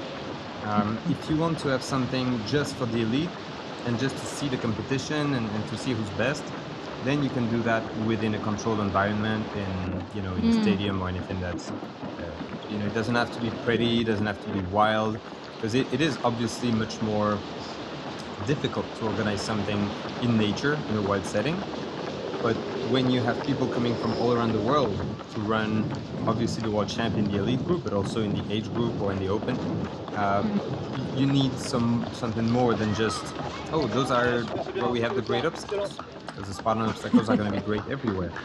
But the point is, like, this is memorable. No matter what, even if you finish dead last, you're going to have an incredible time. And that's what Spartan is doing that very few other events or sports can offer. This race, finishing dead last, it's an incredible achievement still. The amount of elevation, the obstacles, the distance, it's a really, really tough race to take on. And you're right. And what makes it wonderful about being in places like this is the race could change. It could be a totally different race if it was next weekend, depending on what the weather was like. Yeah. Depending on what's thrown at them. We saw the first year in Morzine, huge storms happening over the weekend, and each day being completely different. Each athlete would respond differently to that.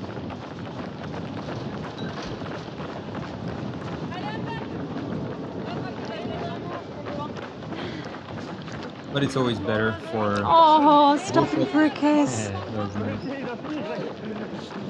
He knows as well, there's probably over 10-minute lead, so yeah, it takes some extra seconds for what matters. And those things really do matter, don't they? The support from friends, family, loved ones in these races can make such a huge difference, can't they? Absolutely. Especially, again, on an ultra. On a sprint, you're just all out anyway, so you don't even have time to think about it. On an ultra, when you're struggling, having somebody there.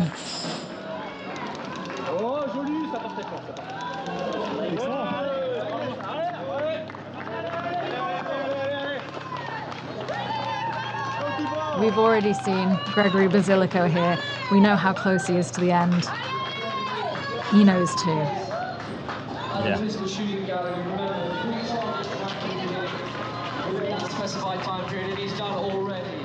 That is fantastic performance. And I'd say moving this Herc hoist easier than Gregory did. Now there's no overtaking to be done here. Gregory's finished, he's crossed the finish line.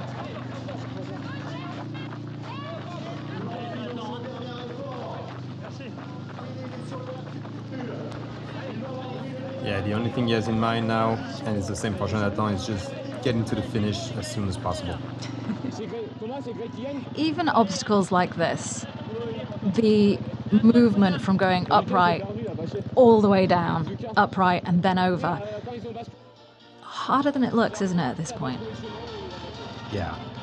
And especially when you don't have much to fight for. When you're competing and the guy is just ahead of you, then you just go and it almost feels like throw and roll. Yeah. I love here this vertical cargo net, how they've covered it so the finish line isn't in sight until you get to the top. There's that view at the top of the A-frame where you're kind of owning the course, and here it's hidden from view, and it's a psychological trick, but a brilliant one. It's kind of the opposite of the others. That feeling at the top.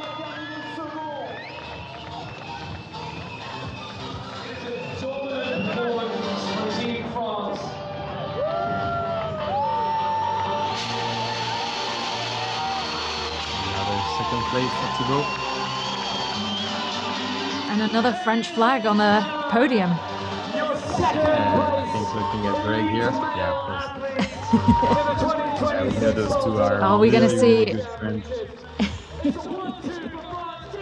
And I love that. I love that about these athletes. They know each other, they love each other, they race together, and they support each other. Yes, they're competing, but there's so much sportsmanlike behavior and support for each other. Yeah, you can be sure that, if you asked Thibaut this morning before the race, who's the one guy you really want to beat, he would have said Greg for sure. But at the same time, who's the one guy you'd be okay to see ahead of you on the podium, he would say Greg as well. That's the sportsmanship. That's what we like. You want to beat your friend more than anything else. But if you don't, then you're happy for him, and you might as well be your friend that takes the top spot. So we are potentially. In a race like an ultra, it's a little bit different than a sprint where you might be frustrated. You might feel like, I just missed. If I didn't miss that thing, when you finish second for like 20 seconds or 15 seconds, you always replay the game in your mind and thinking, I should have done this, should have done that. You may have some regret. Here it's impossible because again, he's more than 10 minutes behind. He did a great race, but there was just not today. So again, there's no frustration. He had time to kind of accept that. He's been second behind Greg for like the past 3 hours at least. So it makes it much easier, and you don't pass the line with any frustration or any bad feelings. Absolutely. So Jonathan Garcia here in third, also from France. So we're looking at a triple French podium for the men, which is, I'm not sure, something that we've seen before.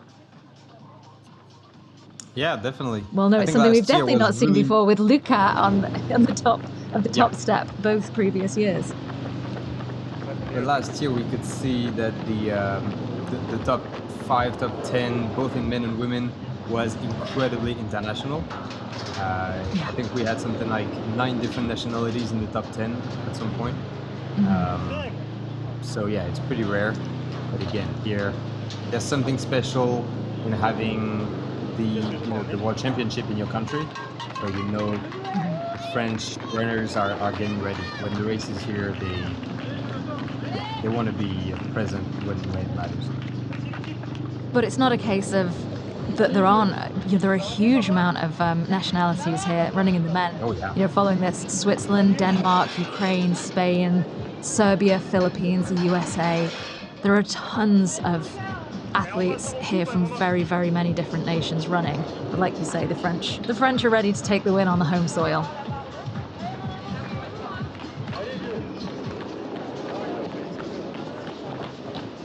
In fact, there's 45 nationalities running this weekend, which is a World Championship event, but that's a huge number. Yeah. And like we said before, people are happy to join the World Championship, wherever it would be, but when it's in a place like this, then that's extra motivation, right? So whilst we wait for our final men's podium to finish, let's quickly talk about the women. We've not caught up on them in quite a while. We've had our top 4 women go through Twister. Ulrika Evensen still in the lead, followed by Sabrina, followed by Kuli Sizask, Rhea Kobel in 4th, and Sandy Menchie-Abahan following in 5th, who's not yet reached Twister. And we're looking at a gap of 10 minutes between 1st and 4th for the women, which is a lot tighter than the men. Last year we saw a much tighter finish between the men. Now it's more spread out. The women, we're seeing a much tighter gap. They are really, really competitive, aren't they, this year? And it's going to be really interesting. I hope that our rabbits are heading right back to the women's race now, because it's going to be really interesting, the end with so many obstacles. We might see a couple of spear throw misses, for example. Yes. The multi-rig obviously is going to be missed by most people. The Achilles hoist, this kind of thing. I mean, yeah, there's going to be a race. Yeah. So we saw the men really struggling with that rig. So there's a good chance we will see the women as well. But on the whole, the men and the women take on the same race. Sometimes the weights are different. And that can be more challenging for some of the female athletes based on size, weight, height, etc. And the women that we've seen are really diverse in all of those features, from wingspan to how much they can lift.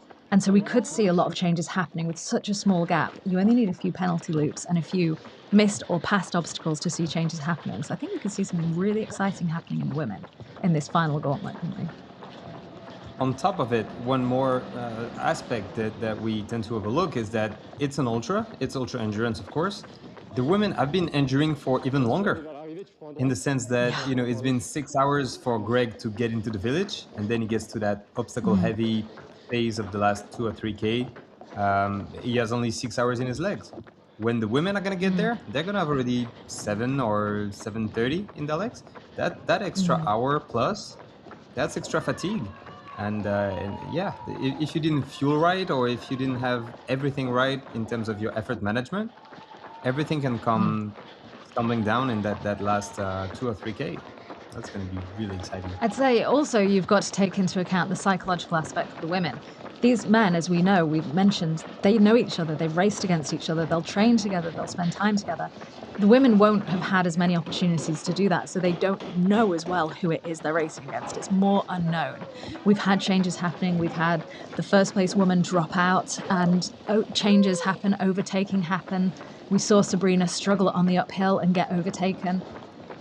It's a different game here for the women today, isn't it? Yeah, absolutely. Mentally as well, knowing you're always looking over your shoulder. We saw Greg and Thibaut look over the shoulder here and there, but basically that ranking, except for Jonathan, who passed Luca, that ranking did not change in the last 3-4 hours of the race. But in the women's side, I mean, they're really, really close. So they've been going back and forth a little, and that's extra nervous fatigue, right? That's going to come into play when it matters in the last stretch. We just saw a really nice recap of Gregory finishing his race. I love that pose at the end. The way he took time to high-five the crowd as he came through, take his flag, celebrate, really take the moment. We see that here in Ultras, don't we? The opportunity to be able to celebrate. It's been such a long race. It's been so tough. And that feeling of victory is so strong. Just a word here, as I'm seeing in the ranking, I was saying before that Luca, after a difficult a second loop, was probably taking it a bit easier and not fighting super hard for 4th or 5th place, but that he wouldn't quit. Turns out he actually did. So hopefully is everything all right. We're hoping, of course, he's not injured or anything preventing him from having a great rest of the season. But he dropped around the waterfalls about 45K in, so he's still at 5 or 6K. It doesn't look like much, 5 or 6K, but with all the obstacles and everything, if there is some kind of an injury or anything blocking him, I think he probably took the right decision. So unfortunately, we won't see him on that final stretch. That's a real shame. But like you say, it doesn't sound like a lot, especially on a race of this length, but the obstacles come so thick and fast at this point. And if there is a slight niggle or a slight injury, it's just not worth it for an athlete when they've got a season still to go, is it? Exactly. And we can't blame him from not trying. We've seen people, especially in the ultra world, I'm looking at ultra running as a bigger field of sports. On very long ultras, let's say 100K or 100-mile races, you're going to have people, especially at the front, realize after 10K, 20K that, oh no, it's not a good day, and then they drop it. And that's not a good mentality. That's not the kind of fighting spirit that we want to see. But that happens more and more in this kind of event. Here, Luca had done more than 3/4, probably done 80% of the race. So we don't know. Maybe he was struggling and hurting for the past 2 hours before he decided to quit. So yeah, at some point, it's important for your health and for the rest of the season. I always have huge respect for an athlete who can recognize their needs and their body and say, actually, no, it's enough now. And this isn't worth it for me. And I think that's something It's really admirable. However, here we are on the finish line with Jonathan Garcia, who we did not see in the top 3 to start, and who has pushed and carried on another French flag. They're going to need a lot of these for the podium, aren't they? I hope they've got plenty with them. Well, they can also just 3rd place. cuddle within the same flag. Amazing. Very, very well-earned 3rd place finish for Jonathan Garcia from France. He worked incredibly hard, he didn't stop, he was strong, and he carried on. French trio.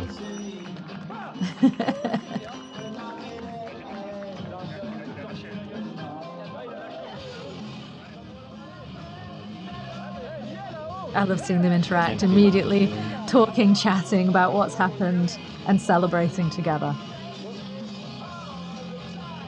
I wonder what's going through Jonathan's head right now, to be standing on the finish line with those athletes and the athletes that he competed against. A podium here at Morzine in this field is just huge, isn't it, for any of these athletes? Yeah. Even more so when you're at home. Yeah.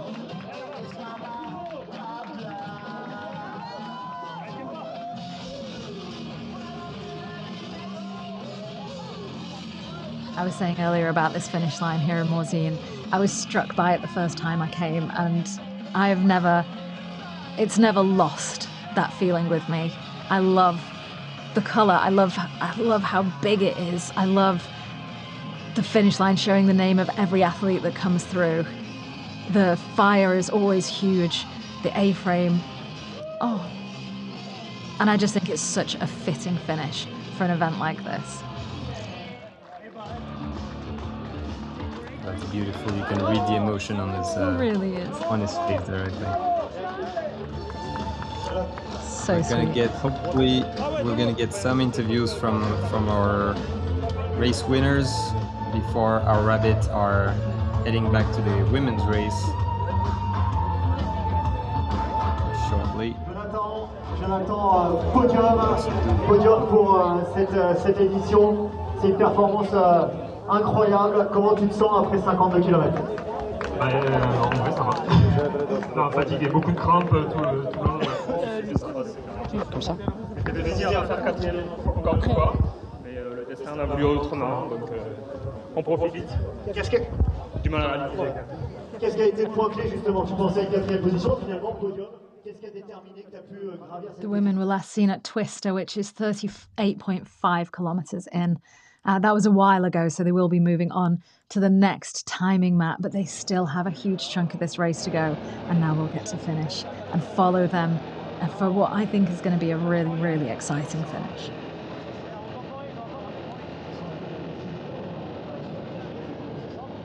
We've had a pre-race interview from Ulrike as well. I don't know if we can actually get it on the screen soon. That would be amazing. Jonathan, that was an incredible performance. How does it feel to claim your first podium on the World Championship Series? Okay, so we do have the interview. We don't have the sound at the minute.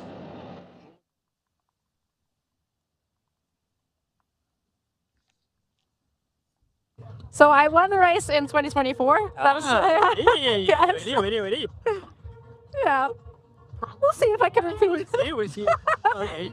And is it your favorite team here in Morzine, the World Championship? It's like at least one of my main objects for the year, because I just really, really love this course, and I really love the race, the scenery, and yeah. How do you train for this race? Do you train especially for this race? And well, I did the Trail European Championships where we did like 52 kilometers with like 26 or something vertical meters. So 2600, of course, with vertical meters.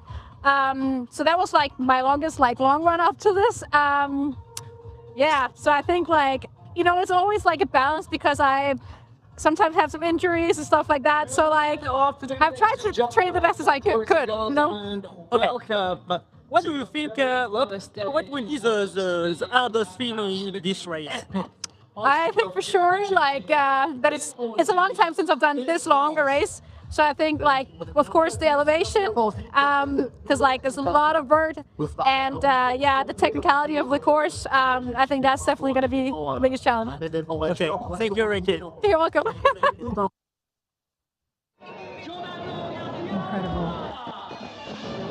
She does often battle injuries. She really does deal with, and yet when she does race, be incredibly successful. And she was the winner in 2024. So she knows, while she might not know this exact course, she's been on these mountains, she's felt what it feels like. And she also has, as she was saying, experience in other trail running and ultra running. Yeah, she was mentioning the European Championship for off-road running. That was a few weeks ago. And that was a similar type of terrain, right? We're looking at 50K, and she said 2,600 meters. So here's going to be a bit more vertical gain this weekend, but it is kind of similar. So, you know, if she did this as a training run, you know she's not going to suddenly struggle towards the last few kilometers. So I think it's going to be hard for everybody else to catch up. But again, those obstacles, that last stretch, can't wait for our rabbits to join the women and to catch up with them. some footage of that. That's the thing, though, isn't, you know, Ulrika's been in OCR for a very long time. She's done a lot of Spartan race, and she's done a lot of racing in general. She's very, very, very competent on the obstacles, and she really can hold her own there. So she's showing that she has very recent competency in trail running, ultra running, mountain running, but we know she also has the obstacles in her. And as far as I'm aware, she's not coming into this injured. And she very often does have a small injury when we were talking about her elbow the last time she won and raced. If she's at full health, it really could be her day. Absolutely. We had Sabrina, our a bit earlier leader on that beginning of that second loop, and I think we have an interview from Sabrina as well. So we'll have that probably on the screen. Hi, Sabrina. Nice to see you here in France for the 2026 Ultra World Championship in Morzine. How do you feel approaching this race? I'm so excited to be here. I've never been to France. I've never been to Morzine. These mountains are breathtaking. I'm extremely nervous. It'll be my first Ultra World Championship, so I'm excited, but I'm terrified. Yeah, for sure. It's your first time here for an ultra race. What do you expect? To be honest, I don't expect that much. I would be over the moon with the top 5. Coming off the injury, I have not run distance. I'm not prepared, but sometimes it's a good thing. Do you think there's a situation where the game changer here in this race? To be honest, I think the heat will play a big part in the race. And then I hope that there's a lot of carries. I love the carries. Yeah. The grip obstacles, I love grip. Okay.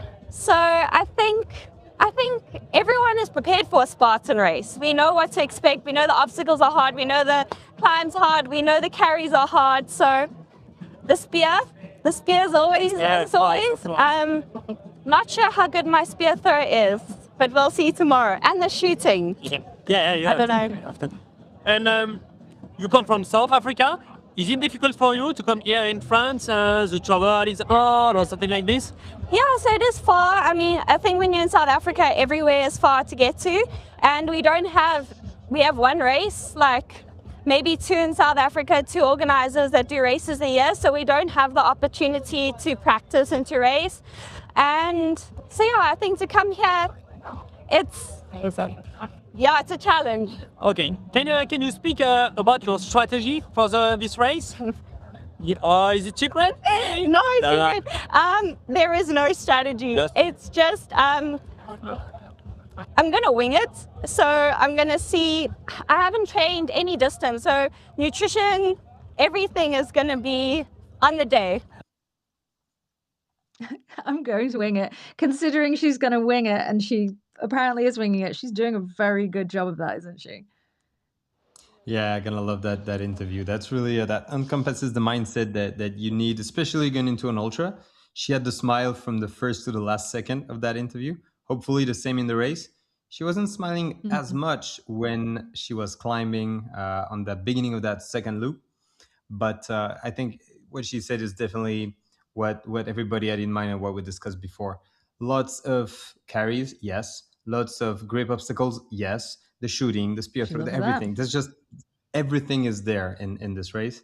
Yeah. So yeah, I think she was right to not have that much expectations. She probably Mhm. realized on that second loop she was a bit surprised by the difficulty, right, of those mountains. So Mhm. maybe she went out a little bit too fast. And even if you don't, I mean, that second loop is just hard. So it's going to be interesting to Yeah. see if she can hang on to that second place. Absolutely. And it's great to see athletes from South Africa and athletes from further afield coming in to race this championship. We mentioned the men's podium was an all French podium. Now, that's not because there aren't athletes from around the globe here. That's because those are the athletes who are strongest on this day. But we have Denmark and we have South Africa currently battling in the women's podium. It's absolutely astonishing the amount of nationalities we're seeing here this weekend. Yeah, the especially on the women's side, and we're gonna have the leaderboard a bit later. But it feels like it's just a bit like last year. Top 10, we are having what, probably 7, 8, 9 nationalities, different ones. Mm. So yeah. This is definitely a world championship. It's definitely a world championship, and the world championships are starting to bring in more and more athletes and covering more and more distances. And we're only just kind of getting going with the championship season here at Spartan. We had World's Toughest Mudder last weekend, which is a 24-hour endurance race on the flat. That was in the UK, very, very hot unexpectedly.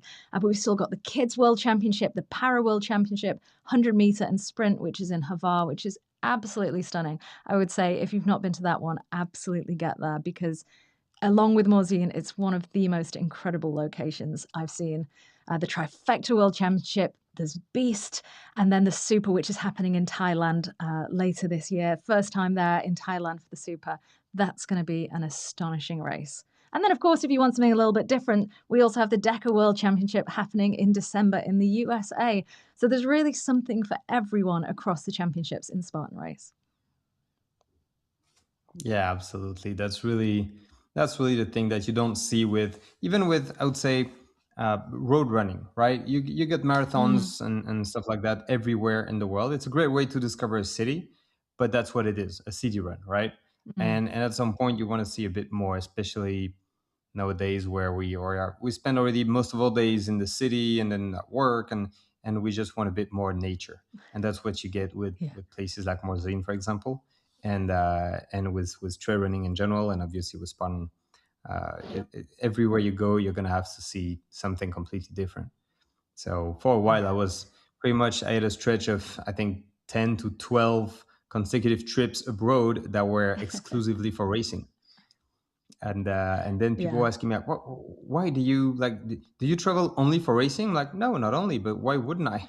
I mean, it's a great way Yeah. to see a new place. I would do the race, and I Yes. would spend the extra time just visiting and getting acquainted with the culture and everything. But yeah, it's just fantastic. I think even traveling in your own country when you travel for Spartan Race it definitely gave me an opportunity to see places that I wouldn't have maybe chosen to go to if I was choosing a holiday. And then when I got there, I was like, this is beautiful. Like, they've always all been stunning and really great terrain. You've got the community as well, which is such a huge part of Spartan racing. The people who race together, we saw it on the podium, we saw it with the first place, the second place, people who know each other, they love each other.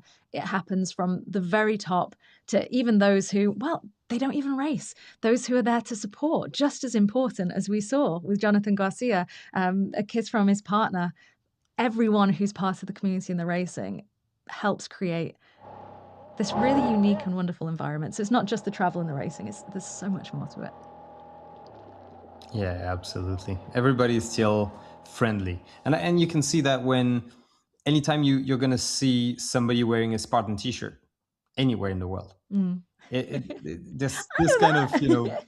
hey, the this kind of family feeling where it's like, oh, yep, this guy over there, yeah, he's one of us. And that's I haven't seen that with anything else, honestly. That feeling of belonging and sharing something with someone, again, from anywhere across the world, and that's really exciting. And it's just getting bigger, isn't it? So whilst we wait for our rabbits to catch up with the women who are moving incredibly quickly, shall we recap what we know of what's happened so far with the women's race and what we've seen today? We joined the live partway through the race and saw a recap earlier of the running. And we know that the women set off, and Perrine Abadi from France, who's a relative newcomer to Spartan race, a well-seasoned mountain runner and ultra runner. She set off really strong, didn't she? Yeah, it was a strong first loop. And as we said before, that first loop is the most difficult one. But what makes it difficult is that it actually sets the tone for that second one. So it's about not losing too much time on that first loop, but mostly staying fresh for that second. Because you cannot win the race on the first loop, but you can definitely lose it there. And that's what happened to Perrine, unfortunately. She probably went out a bit too fast. We don't have more information on what happened, but it seems that she went a bit too fast and she started failing some obstacles towards the end of the first loop. And then getting to the transition area, she didn't manage to get back out. So that was probably a bit tricky for her. Now, we also have... Go ahead. I was just going to say, we also have Rhea Coble out on course. For those who have been in Spartan Race for a long time, know that name, recognize it, and I'm very, very excited to see her back here. Now, she's the only woman in World's Toughest Mudder, part of the Spartan family, to have won the sprint lap and the overall race, which is a real achievement because there's only been one woman and one man to have done that. And she was also a back-to-back WTA winner in 2014 and 2015. She's won the Ultra World Championship as well when it was a 24-hour format. So we know that she has that very long distance capability. She has the obstacles. We saw her just absolutely dominate the obstacles, but being able to win a sprint lap, which is the first 5 miles of a race without any obstacles, and to be able to win the 24 hours, it shows she can really kind of do everything, can't she?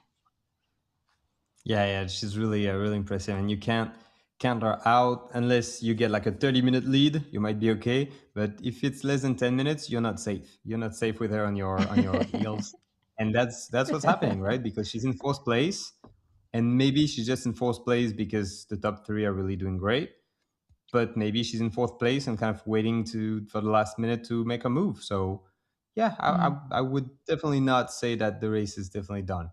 The podium is going to be one of those 4 women at the top, but it is not necessarily going to be the top 3 that we see right now, even though they do seem to have a bit of a lead. And I think Rhea is probably 5-6 minutes behind third place. But really anything can happen. That's what's going to be exciting. Anything can happen. Whilst we wait for the picture to come from the women, we do have an interview with Mallory Caboud. So perhaps we could take a look at that and see one of the women who are out there racing currently. Absolutely.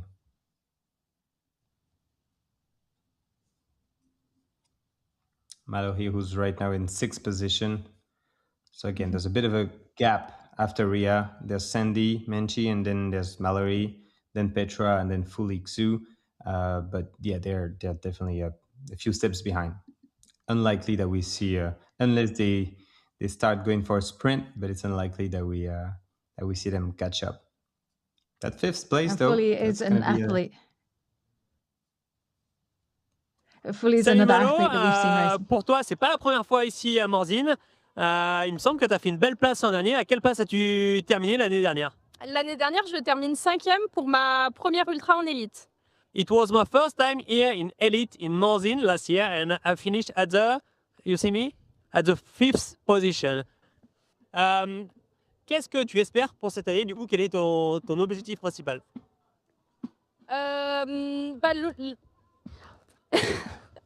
L'objectif, c'est déjà de bien gérer ma course, de ne pas faire d'erreur de gestion. Il y a des filles sur la start list que je ne connais pas, donc je n'ai pas d'objectif de place. Je ne me rends pas compte de mon niveau par rapport à elles, mais je vais essayer de faire ma meilleure course.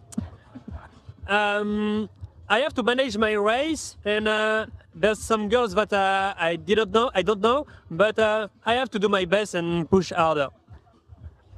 Et si tu avais une stratégie à nous donner sur cette course, pour toi, quelle est la stratégie adoptée au vu de la physionomie de la course? Moi, l'année dernière, ça a été de vraiment gérer la course, de ne pas partir trop fort. Je pense que c'est l'erreur que certaines filles ont fait. Donc moi, je fais vraiment ma course à moi et puis il faut garder du jus, c'est une course longue. To don't start too fast and manage my race, keep cool and keep going, go and go. Malo, t'es cette année sur les devants de la scène en France. Est-ce que c'est difficile à gérer d'être voilà, sous les feux des projecteurs cette année comme tu peux l'être? Oui, un peu quand même. Après, j'essaye vraiment de me focus sur moi, sur ce que je dois faire pour préparer la course et puis j'essaye de pas tenir compte des autres et de faire mon truc.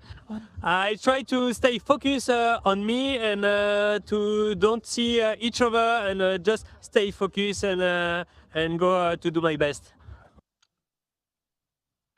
I think that's really the best attitude you can have to a race, isn't it? Focus on yourself, go out and do your best. So good.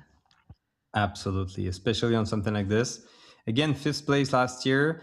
It seems to be a bit more competitive this year. She might actually grab that 5th place again. Top 4 might be tricky, as we said, but that 5th place is definitely open. I think she was about 2 minutes behind Sandy on the second loop at Twister. So yeah, everything is still open for that 5th place.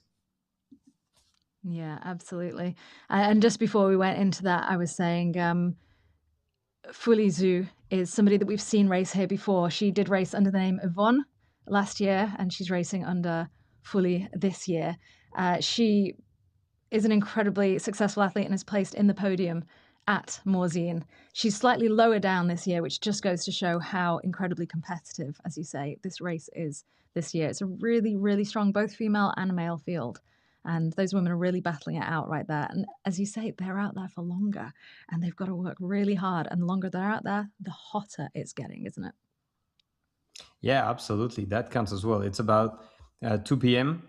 Here in Morzine. And that's pretty much when the sun is at its brightest and when it's not necessarily always the hottest. It's getting even worse and worse. But at least the sun is really strong. And we saw with the men's race, there are a bunch of places with shadow, but there's also a lot of open fields and open mountains where there's nothing to protect you from the sun. And even something as easy as this, right? You forget to drink for a little bit too long or the sun is hitting a bit too strong. And that can be the difference between finishing a race and then actually blowing up. And you start to walk when you could run, and then you start losing minutes. And with a competitive field like we have now, it's very easy. It's very easy in this kind of heat and in ultra running to overlook how much hydration and fuel is needed, isn't it? You can very much think, I don't need it. Would you advise somebody to work on a schedule or to work by body feel? I imagine it must be so difficult to get it right. There's a bit of both. Obviously, I mean, experience comes into play when talking about fueling. What's obvious is if you feel thirsty or hungry, even if it's not per your schedule, just eat or drink. That's absolutely so. Feel has to be number one. However, the big risk is to not eat enough, and they're the pretense that but I don't feel hungry, I don't feel thirsty. That's not the point. Sometimes your feelings are going to be your friend, and sometimes they're not. Especially when you're going out too fast. It feels like no, but I can't eat right now. Yeah, but you have to. It's like a car basically telling you, no, I'm okay. When the car is 10%, has only 10% fuel left, you won't feel the car go slower. It just can do everything it normally does. But when you go from 10 to 0, you're screwed immediately. And that's the same with the human body. So it's going to feel like, no, but I'm okay. Yeah, sure, until you're not. And the problem is, so you would recommend schedule, Oh, I think we have... Is that Antoine Fremont who from arrived Switzerland? Yes. We just missed his finish. I think they were probably offering him a beer. He said no, but then no alcohol. Okay, great. With the heat, that one big beer like this with alcohol, and you'd be struggling. We didn't see his finish, unfortunately, but he had a great race as well. He had a great race. finishing And not a in... stranger to Morzine, is he? No, definitely. Look at this. It's so incredible. And I think, you know, back to my earlier point saying about how many people are outrunning this course. Everybody, every kind of ability is out there. This isn't for those who can run the whole thing. There are people that will hike the whole thing. And that's totally fine. That's totally fine, isn't it? And the obstacles are so beautiful. It's so tough and the terrain is so beautiful. It's worth giving it a go. Nikolai Dahm there from Denmark crossing the finish line. You could see that he gave it his all. I think he knew that he was really close, actually, to Antoine. He finished a minute and a half behind, so I wouldn't be surprised if he pushed like, you know, crazy for the past 20 minutes to try and catch up. But then there's a big gap with the people behind. We're talking about the top three a lot. We really are talking about the top three a lot. But for the athletes, it's not just about the top three. 4th, 5th, 6th, top 10, top 20. Finish. Improve my time from last year. The goals are so extreme, aren't they? You know, there are so many different goals. And for each athlete, you know, as we see Nikolai there, it's very, very likely, as you say, he thought he could push and attempt for more. And I love that. I love that as much as I love an athlete recognizing when it's time to call it a day. You know, it's not, well, I'm not going to win, so I'm not going to try. It's, I want to do the very, very best I can. And that's a real sportsmanship attitude, isn't it? Yeah, absolutely. For somebody who's the clear favorite or something like this, and who wins every single race, of course, that 4th, 5th, 6th place is not as exciting. But for somebody like Antoine, for example, who got that 3rd place last year, he got 4th place this year. It doesn't mean that it's a counter performance, right? Or that he didn't have a great race. He got in there, obviously trying to do his best based on the form of the day and then based on the competition as well. And getting 4th place again, given how dense the field is, I mean, it's another great accomplishment. It's not just, too bad you didn't do better than last year. Every race is a new challenge, and he did amazing again. So if we look at this, if we look at the women's leaderboard, we've seen a lot of changes happening. And we've got the top 4 women have passed the log carry. Ulrika Evensen, Sabrina Dalio, Kuli Sizak, and Rhea Kobel. I'd say, you know, between 2nd and 3rd, they're pretty close, aren't they? You know, there's just over a minute. But between 3rd and 4th, there's a 9-minute gap.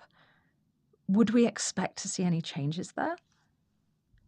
The top 3, I mean, of course, 2 and 3 are close to each other, but Ulrika doesn't have a crazy lead. She has only like a 2.5 minute lead, so that's really not that much. Again, it's a 1 penalty loop, and you could be gone. So this is, this is not that big of a gap. Then the gap between Kuli Sizak and Rhea Kobel, we're looking at 9 minutes, almost 10. This is a bit bigger. As we mentioned before, beyond 10 minutes, you can be kind of in the clear. Under 10 minutes, with the experience that Rhea has on the obstacles, I don't know. I wouldn't necessarily bet on her right now to get back on the podium, but I wouldn't exclude it either. She has the experience, right? We're getting right in the middle of things for the girls ahead who may not have that same experience with the longer stuff, like Sabrina, for example, or Kuli. I don't know exactly what her experience is on the ultra side of things, but we know that for Rhea, it's not a long effort, so she's not gonna drop the pace. Now, the top 3, we know that for some of those athletes who do much longer races, like say the 24-hour or plus, that the speed might not be there for doing a shorter race. And we're talking about 51 kilometers in the mountains being a shorter race here, which is wild, I know. But you do need still some speed to keep up. However, Rhea came first in the ultra sky running in Madeira, which is a 50K. So we know that she has that speed over the 50K distance, not with the obstacles, but we know she has the obstacle heritage. But what she also has is that experience of keeping going. You know, for some athletes, 50K might be at the very extreme of what they've done, and getting to the end could be difficult. For some athletes, for some other athletes, it's, gosh, this is barely even starting. So whilst their pace might not be up to that of others earlier on, they can keep going. and potentially, knowing that they're going to finish soon, pull more out the bag. Yeah, absolutely. And there's a, the third place right now is Kuli Sisask, and I was wondering about her experience on the longer stuff, but turns out she's been doing at least 100K race every year for the past 5 years. So again, she's confident that she can run for 10 to 15 hours, and that changes also everything, because right now she's not in foreign territories, right? She's not wondering what's happening now. It's been 7-8 hours. No, she knows. So between her and Rhea, then, they're both kind of playing the same game here, aren't they? Yeah. So that's going to be between them. If Rhea has a chance to catch up, it will be by having a great run on the obstacles and hoping for Kuli to struggle a bit more. And then Sabrina is also going to be the kind of the unknown variable here, where we could see her getting really strong, then struggle a bit at the beginning of the second loop. Now Kuli is really just behind her, but we don't know whether she's slowing down or if she maintained the gap. So it's going to be interesting. I can't wait for our rabbits to be back on there, and probably they stopped somewhere having a Coke or. We're waiting patiently, but we're not that patient. Exactly. We're not so going to we were blame talking them. earlier We're not about. doing the best. It's a tough course out there for everyone, thinking, like, including go faster, You're not doing the obstacles, go faster. We were talking earlier about what an incredible place Morzine is and how there's something out here for everyone. I know when we've been there, we've seen people out on their mountain bikes. There have been championships there. What else happens in Morzine? I mean, it really is not only a stunning location, but a really great place for sport and just for general holiday, isn't it? Yeah, absolutely. They have you get there and you don't know.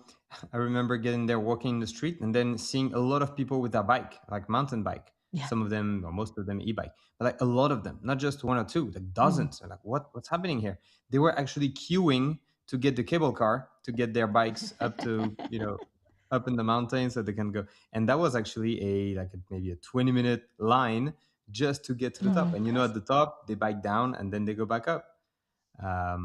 So it's it's a really it's full of sports people down there, right? Everybody loves, even if it's just hiking, being in the mountain, loving nature, and that's what feels. You can feel it from everything.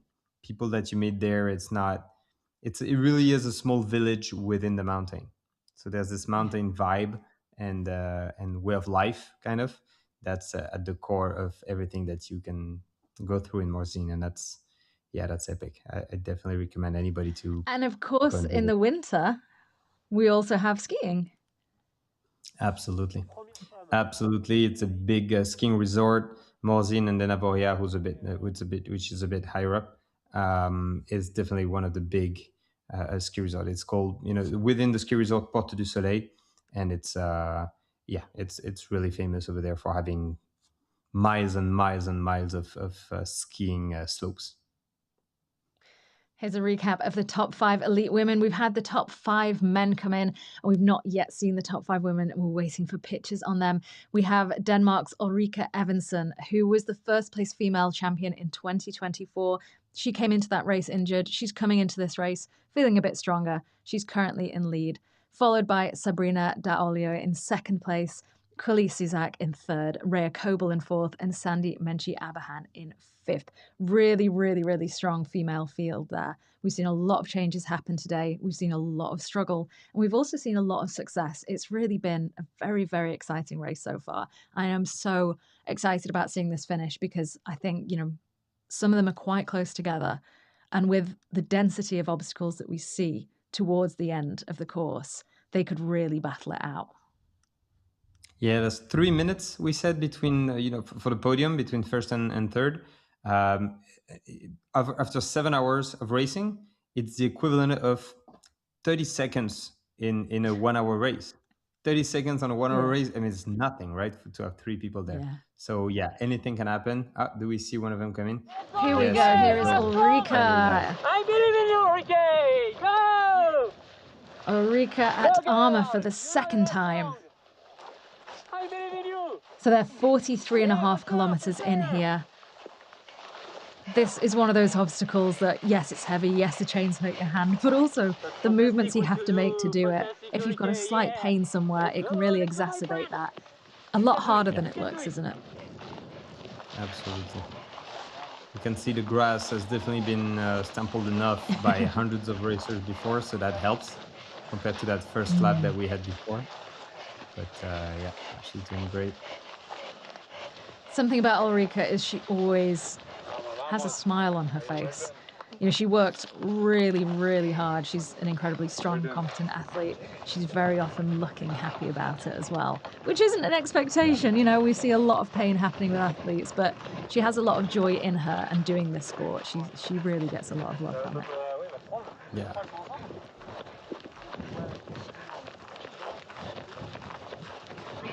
And she must be aware that she has a lead, a couple minutes, but not, you know, nothing crazy. So she must be looking back, you know, after an obstacle like this. She must have felt or seen Sabrina or maybe Kuli catching her behind. So yeah, It'll be interesting to see when the It'll be interesting to see when the next timing mat catches up, because the last distance we saw at the log carry was 3 minutes. She's just past the timing mat now for armor. So if the distance is more or less than 3 minutes, we'll know that one of them is speeding up or one of them is slowing down. And this is where it starts to get really exciting. You know, 43 kilometers, we have still a long way to go and a lot of obstacles to go, and everything can change.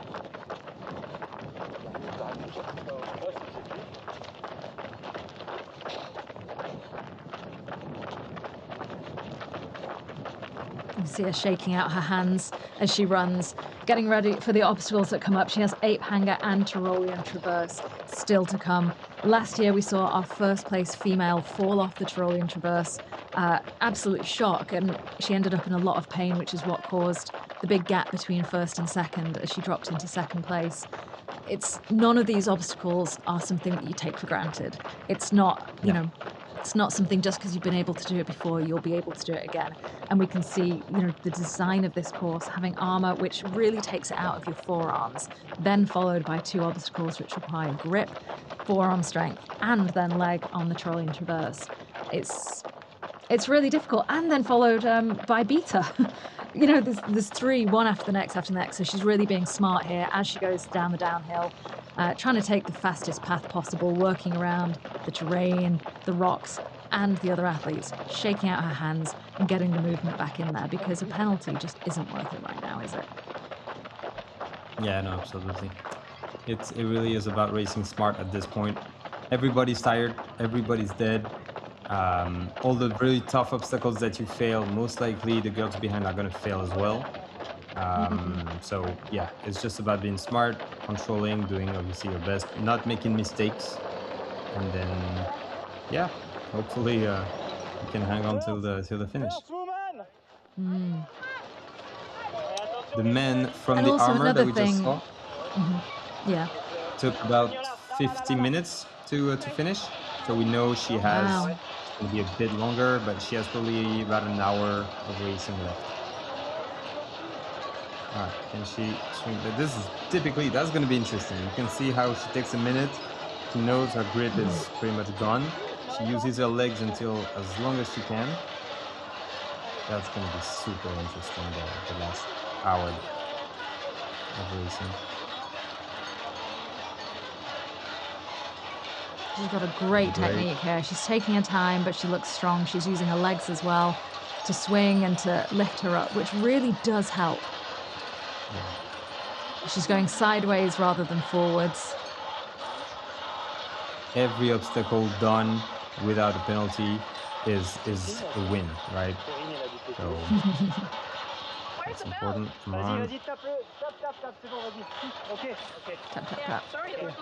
Yeah, I think the bell was blocked or maybe broken there. She got to the end and they realized there was no bell. She got it. Oh gosh. Well, well done on the volunteer for picking up on that. Exactly.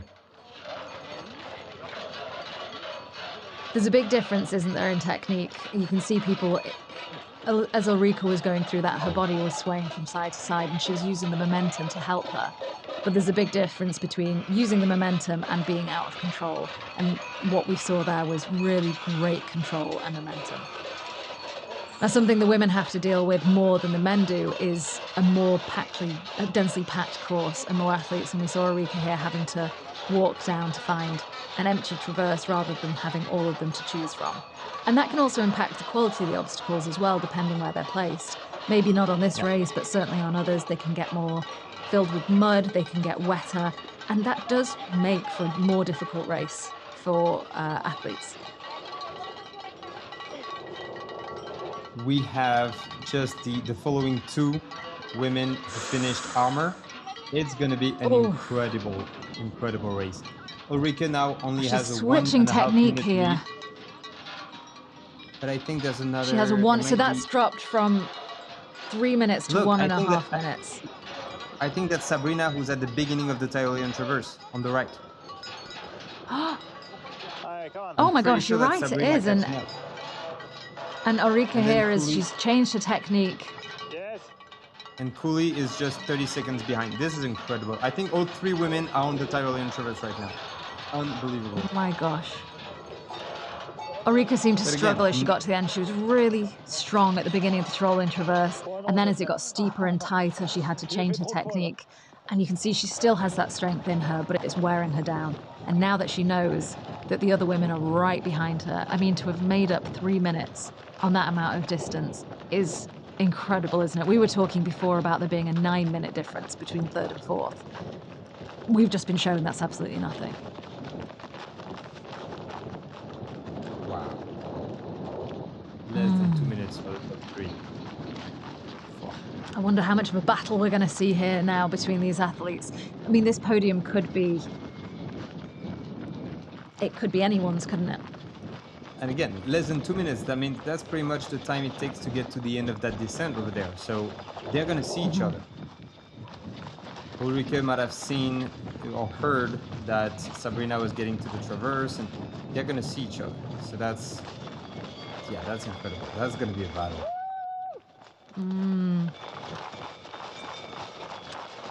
This has been one of the most exciting battles that we've seen at the Morzine Ultra World Championships, I'm going to say, between both the men and the women.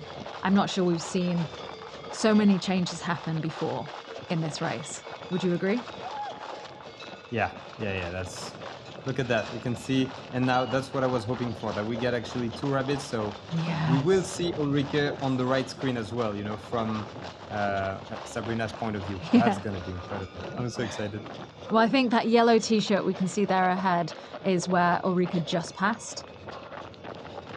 Yeah. So they really are close, and it may be a case of Ulrika slowing down, it may be a case of Sabrina and Cooley speeding up, but they're all absolutely pushing for it. But is it too early to be pushing this hard? That's where it's interesting, because you know how you feel, you know where you're good at as well, what you don't like as much. If you love the downhill, then maybe it's the time to make a move. And then that's where the mental game comes into play. Let's say Sabrina is getting better now than before, and she has a really good patch, good energy. Then she gotta use it for the next 10 minutes. Look at that, they're next to each other, catching up. Yeah. Because we see the rabbit on the right, so we're gonna see in a second Sabrina merge on the left screen as well. You see? Look at that one more screen now. This is such a change. Together. They're both together. This is such a change in Sabrina from what we saw earlier, where it looked like she wanted to stop. She wanted to sit down. She was very tired. And, she had the impact of having taken the lead and trying to hold on to that lead. When fatigued, that's very different from we're close to the end and I have an opportunity to overtake, isn't it? Yeah. And she did mention that she was hoping to get a lot of carries and a lot of grip obstacles. The carries are mostly behind her now, but there's a bunch of grip obstacles, right? And we could see that Ulrika did it on the monkey bars before, but she managed to do it just nearly. Whereas if Sabrina is making up time, it means she's actually more comfortable on the obstacles, most likely. That's going to be awesome. Yeah. There are a lot of obstacles, including what Sabrina mentioned was the spear throw she wasn't sure about. Yeah. Oh yeah, of course. So if And they that's stick to one. each other like this, they're going to be together at the spear throw. That makes that's an extra level of stress, right? We've definitely seen at other championship races, athletes come to the spear throw together or very close to each other, one taking their time, the other not. And always, there's never an answer of which one is better, because you could take your time and still fail it, and then you've wasted time. You could not take your time and fail it, and then you wish you'd taken more. I love obstacles like the spear throw, memory test, balance beam, because they're ones that are hard. You of course can train for them, but it's hard to train for them, isn't it? There's a lot of what's happening in the moment that impacts your success on them. We do have a lot of obstacles still to come. They are quite far out from the village, and we saw the men come through. As you said, at that point, they still had 50 minutes to go on the men. So, it's still a long way for these women. They're moving really fast. You can almost hear in the footsteps as well the difference from the beginning of the race. Slightly heavier feet, more shuffling than we've seen before or heard before, apart from when they were going uphill. 2 seconds between first and third at Armour. Yeah. That's crazy.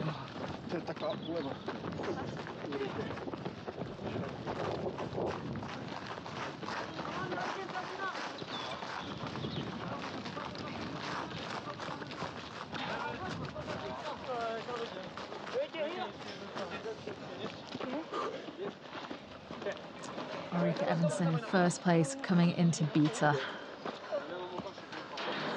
This is a moment where a breath is needed, but not too much. Wow. Wow. This is where Sabrina's got that reach that Ulrika doesn't have, and you can see how much it's benefiting her, because she can reach very, very easily. She made 3 moves and she was done. Yeah. I mean, her wingspan is... She's clearly, she's a very tall athlete, and that wingspan's going to make such a difference. Where we talked earlier about the longer legs and the longer stride going uphill not helping her, this is where it helps her.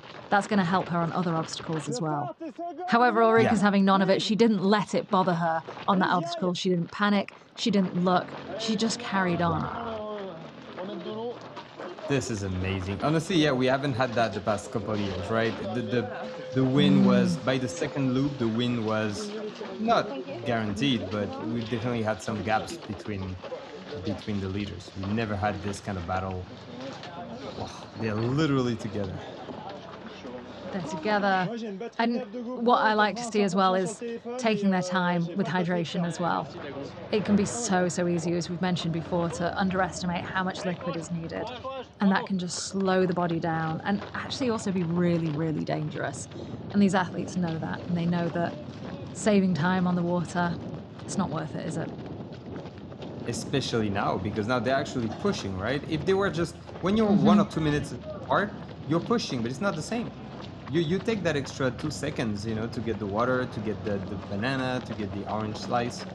Now you're just, and that's where you make a mistake sometimes. You're thinking, no, I don't have time for the banana. Yes, you do. There's still an hour of racing, so you do. But your mind is not having any of it. It's like, no, I gotta go. Yep. We're in for a big race now. We see it. I saw it last weekend at World's Toughest Mudder, the final lap. And athletes are just going out for one last lap. And after doing, 24 hours of racing, one final 5-mile loop, it doesn't sound that big. And they rush through the penalty, the pit zone, because, well, it's one last lap, and then end up walking.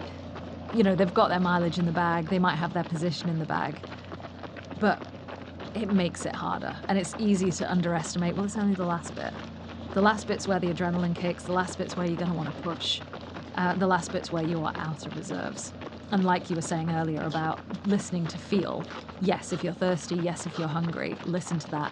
But you need to make sure you're doing the baseline as well as everything else. And in fact, if you are getting hungry or thirsty, you've probably made a mistake along the way, potentially.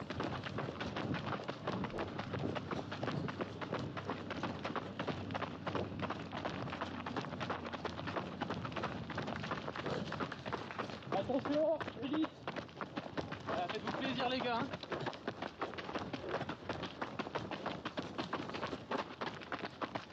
I love the outfit that Ulrika's wearing, and you can see the muscles on her back and how strong she is. Yeah, you need everything to be kind of, as much as you need to be relaxed when going down, you still need to contract, being your back and your core overall, because that's what gives you the stability needed. It's not just all in the legs. So sometimes when you go all out for a big downhill, your abs hurt more than your legs at the bottom. That saves a lot. I mean, I think it's probably fair to say that this race uses potentially every single muscle in your body, doesn't it? Across the different obstacles, across the terrain, across the running, the distance. There's very little that goes untested. Even your brain, 100%. as we just saw the memory board. Yeah, that was only the first lap. They don't need to do it twice. Excuse me, guys. Thank you. So we saw the top three women catch up to each other and be very, very close together at the Tyrolean Traverse. However, Rhea Kobel has dropped further back. She was 9 minutes behind. She's now 12 minutes behind. So where we were potentially talking about, could she catch up and take third? What we're looking at is who's going to be in first. Yeah, because once you're together, I mean, those three at the front, especially the two that we see, but I think it's the case also for Cooley, they have the adrenaline boost of knowing that the win is close. Rhea doesn't have that. She's 10 minutes behind. No. Everything is still doable. Even the first place is doable. But she doesn't have, it's just because she's a bit further behind, she won't have that adrenaline boost. And that's what is most likely going to seal her chances. It's a bit, a bit frustrating. Yeah, it could be sometimes just a matter of a few seconds. And actually, it is the case for the top two next to Cooley. Those two, they are racing each other now. And Cooley is just a minute behind. But if she doesn't have them in a visual, she's not going to benefit from that adrenaline boost that the first two are going to have. So well, we just saw Ulrika slip slightly. And what I was going to ask was, can this adrenaline last for another hour? Because they are moving incredibly quickly. And part of my concern, perhaps misplaced, is, are they moving too quickly? Is there a mistake going to happen? Are they pushing too hard? And can they maintain this? And could that be where Rhea could take over at some point? That's why nothing is done. That's totally right. The slip that Ulrika took there, that could have been a twisted ankle potentially. And we have wet, we have obstacles, we have spear throw, we have so much still to test them. And they are racing together and pushing each other. It feels very fast. But I've said that before and been very wrong. So the adrenaline can't. What I'll say is, it could be that the first, like one of them really crushes it, the other one overdoes it and ends up losing that second place, and potentially also losing that third place. But kind of blowing up. There's still time. If it's only 15 minutes, you can tough it out, and that's fine. But there's still 45 minutes. So yeah, that's gonna be super interesting. We see them move better than they've been moving in hours. Yeah. And to talk about that finisher stretch again, the route has changed at the end where they loop round on themselves. So they'll go through the rope climb and then loop again to come back to the same place. That feeling of seeing where you're going to be but not being there yet, even though it's not that long, but at this point in the race, oh gosh, it's going to feel long because you've been going for so long, it's hot, you're tired. and there's still a lot of obstacles. Like, that's a mean trick, isn't it? And so they've still got a lot of those to play with. Now, this is an incredible course with quite a dastardly team behind it designing this course. They're not making it easy for anyone. Nope. Well done, team.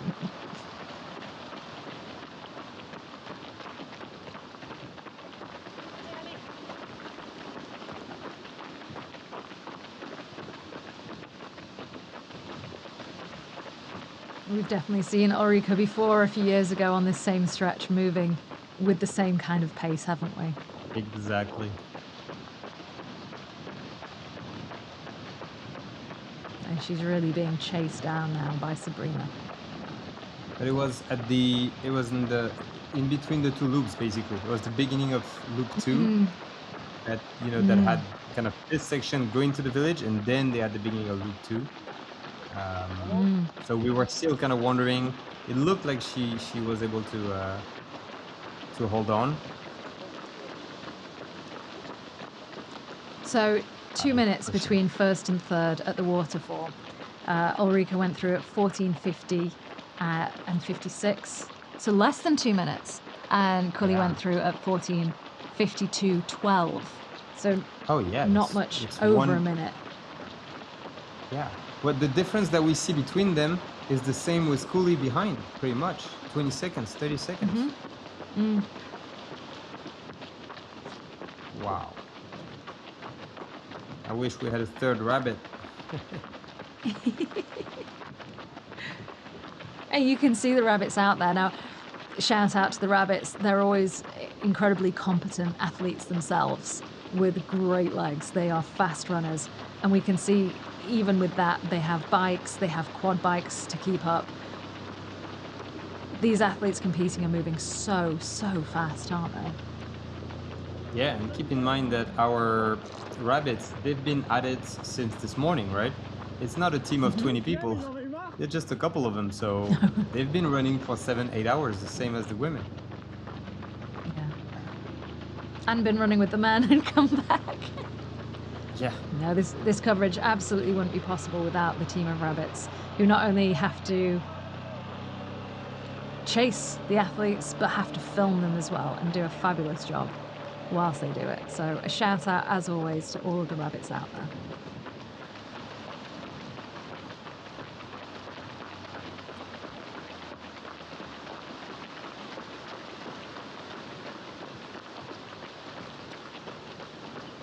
I don't know what kind of pace Ulrika's moving at here, but I know it's not slow. Yeah, She's still got a really nice running form. She's moving at a fast pace. Her body's moving well. She's not shuffling. Head up, forward. She's looking like this could be the end of the first lap, not coming towards the end of the second. Yeah, exactly. It would be interesting to see the segments, because she might actually have been faster on that second than the first lap. That goes to show how our brain is really slowing us down. It's just when we feel like we're tired, it's just the brain saying, no, I want to keep some energy. But if you have a good reason to push, then you have virtually unlimited supply of energy. It really is incredible. Earlier you were talking about the men's finish and how the feeling of finishing, knowing you've pushed the hardest you can, there wasn't anywhere that you could have saved time, and how satisfying that is without anything to question of could I have done this differently. I wonder for Sabrina right now, so close between Ulrika, when she was pushing on the mountain where we saw her struggling, the stops that she took, and I'm sure they were absolutely essential, but that's potentially not going to stop her mind from saying, I wonder if I'd be ahead of her if I hadn't. But potentially if she hadn't taken a break, she could be much further back. You never know what could actually happen. But our brains, in the same way they look for a rest, they look for a way to find the faults, don't they? I mean, now they're racing each other. Back then, you gotta do your own race. We're always talking about, what you gotta do between your own race, racing the other. You gotta race your own race, at least at the beginning. And then at some point, now she knows. So now if she takes a break, she can kind of regret it maybe. But anything that happened before, no, she did what she could and what she had to in order to get to that position right now, to be competing for the win. So everything else before, next you know, obstacle. if you had asked any of those two, and you had offered them to be in the battle for the lead like this, what, 5K from the finish, Ellie, they would have both said yes immediately before the race, right? So that's kind of the point. Like you race and you train in order to get into this kind of positions. So now it's, you know, let the best woman win. And again, they're not just two, The it's next three obstacle of them, that- right? Because Quilly, we haven't seen her. It looks like it's a battle between them, but she is not further down. And one obstacle, and that can be gone. So Not even one it's a obstacle, three-way just a battle. pause. Just a pause on an obstacle. The next obstacle they have coming up is the Z wall. Now, this is one that's going to benefit Sabrina naturally based on her height. Yeah. From what we've seen, she has the skill to do it as well. It's not a hugely difficult obstacle. It can be one that people rush and slip off, and it can be difficult to reach around the bends if you are a shorter athlete. Ulrika not taking a break to get herself wet there, which we've seen most athletes do. But she may be trying to catch up as much time as possible for the Z wall. Being slightly shorter, it's going to be more difficult for her. And as we saw on the other obstacles, it's just going to take, you know, we saw her on beta take a bit longer, not down to skill, but down to reach. And so maybe she's trying to catch up as much time so that she doesn't lose it there.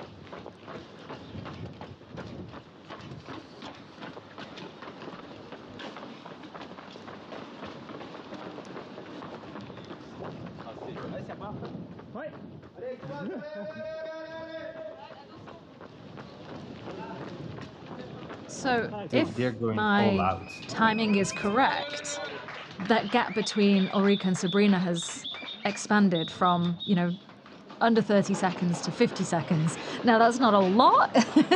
We're still talking a very small gap, but it is a change. And it does look like Ulrika is moving fast. I think she's out to take as much time as she can. And there are some obstacles, as we just said, that are not going to benefit her naturally. Exactly. So she knows she has to push. I think, you know, Sabrina, either she's pushing also at her max, or maybe she's just taking it I'm not going to say easy, but at least slightly easier, knowing that she needs to get fresh to the obstacles, because that's where she can make a move. Yes. And Ulrike knows she's not going to get a clean sweep. So, We heard in Sabrina's interview, she said, you know, she has raced, but there's not a ton of opportunity to race in South Africa. She said, you know, she is the top ranked female in South Africa. But from what I understand, she's not had as much experience as Ulrika has had on as many obstacles. And Ulrika's done a lot of different races.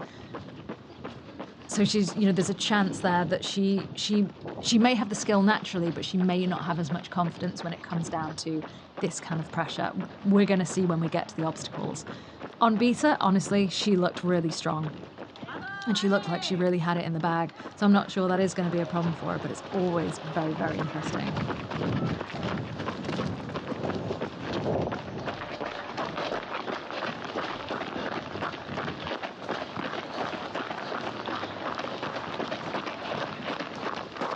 Sabrina went through that staircase 1 minute and 5 seconds after Ulrika, so that gap has now increased again.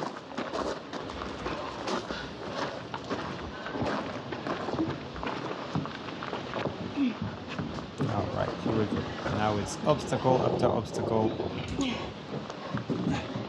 Like you can see that reach for Ulrika, she's really almost at the extent of what's comfortable.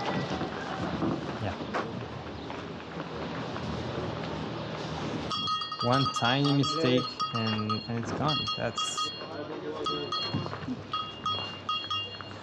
Now this looks like a really, really easy obstacle, but there's a lot of thinking involved, and those grips are not quite as big as they appear. You're not allowed to put your hands on the top, and you have to really hold on tight and work out how am I going to put one foot in the right place without overstretching yourself. There's a bit of thought behind this, but it's not a problem for Ulrika. Nice.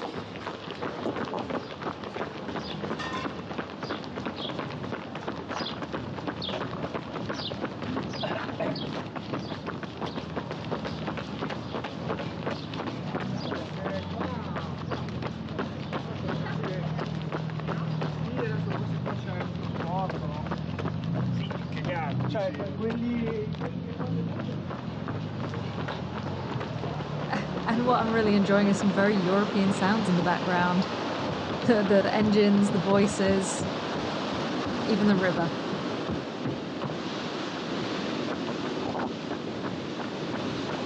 Denmark's Ulrika Evensen in first place as we come towards the final obstacle gauntlet here at the Spartan Ultra World Championship 2026 in Morzine. She's run an incredibly strong race. She's still looking very strong now. She has a lot of obstacles still to go. Spear throw coming up next, which is one that can challenge any athlete. Look at the stride. It's such a different stride. I mean, Ulrika is definitely in better running shape right now, but also she knows she has to. So she's giving it everything. If she can, it really is going to go down to the time she takes and the mistakes that, look at that. Here, talking about mistakes. Here we go. I'm going to hold my breath here for a minute.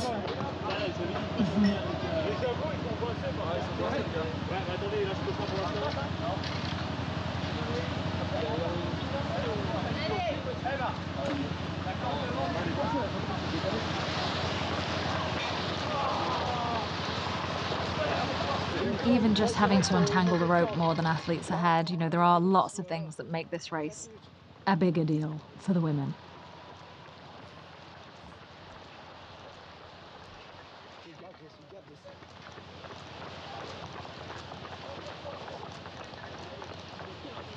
See the time spent here. I mean, if she puts it in, it's fine, but otherwise it's double function. Really thinking about it. And even this, there's a step. You know, she's taking a run up, but there's a step. Oh. Failed, no? Yeah, she failed. I think so, yeah. Oh, nobody wants burpees at the spear throw. Especially having taken so much time. All right, she knows. Gosh, is she gonna take the same spot? Yes, same spot. Ulrika really thought about that spear throw. She really took her time. Sabrina came into the spear throw 1 minute and 15 seconds after Ulrika. And let's see the difference of them leaving.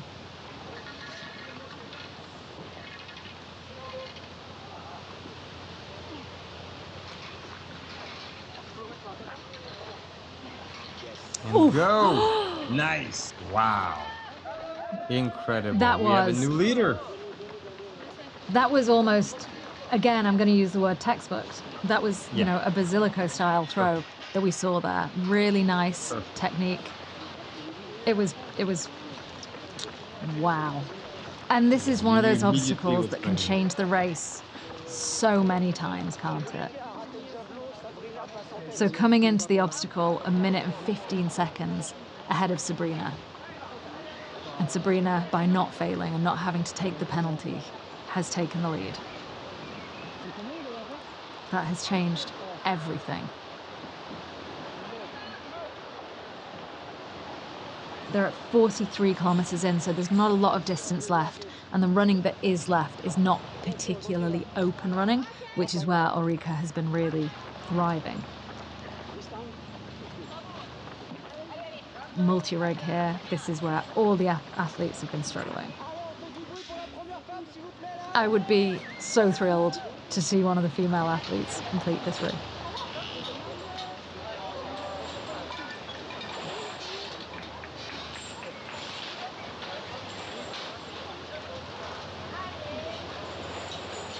She's got a very cool, calm way about her, hasn't she?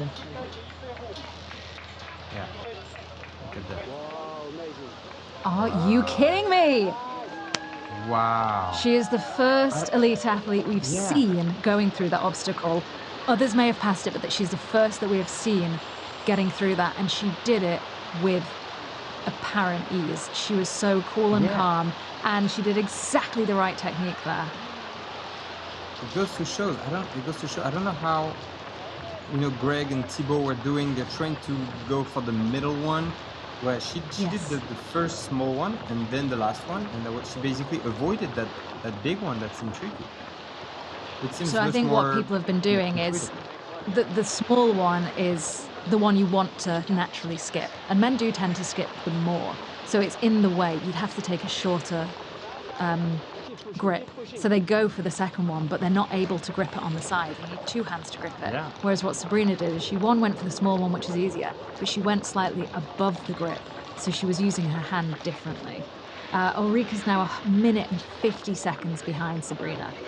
And she looks more tired than she did before.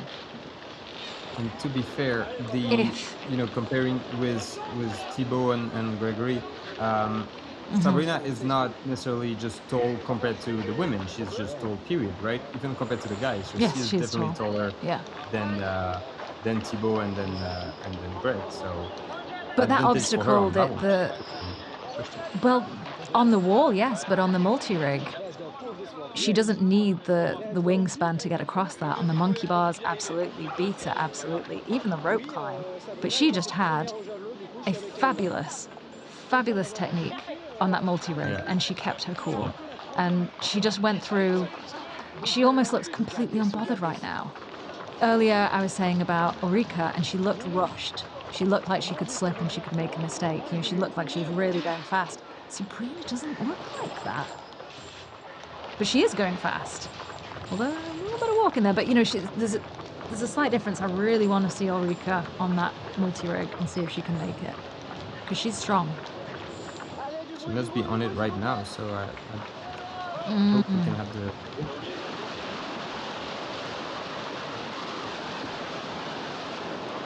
If the rabbit god can hear us.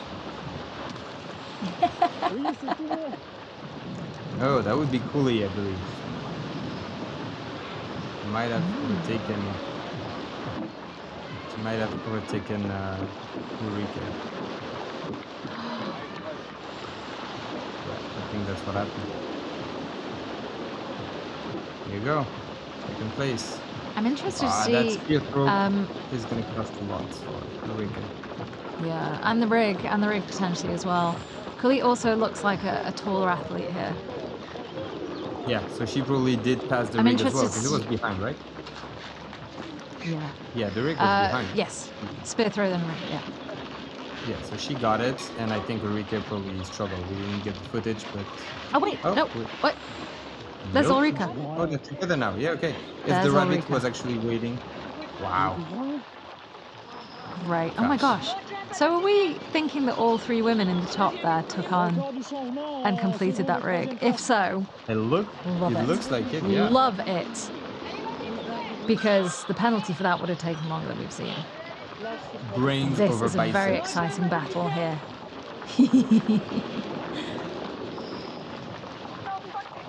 Come on, Ulrika, no! Not that you don't have two biceps. That is nuts. I think she failed the rope climb. She failed the rope climb. Oh, really? Yeah. Oh no. I fear that she was pushed so much in that, you know, that period where they all caught up to each other, and it may have taken a lot out of her.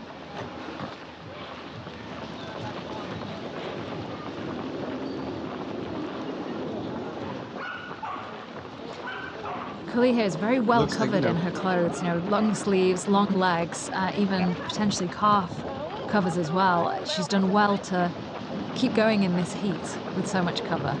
A lot of the athletes are wearing very, very little, and it's, you know, that heat is going to be no small thing.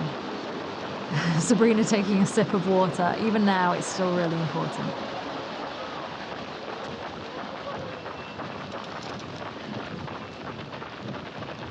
This is nice.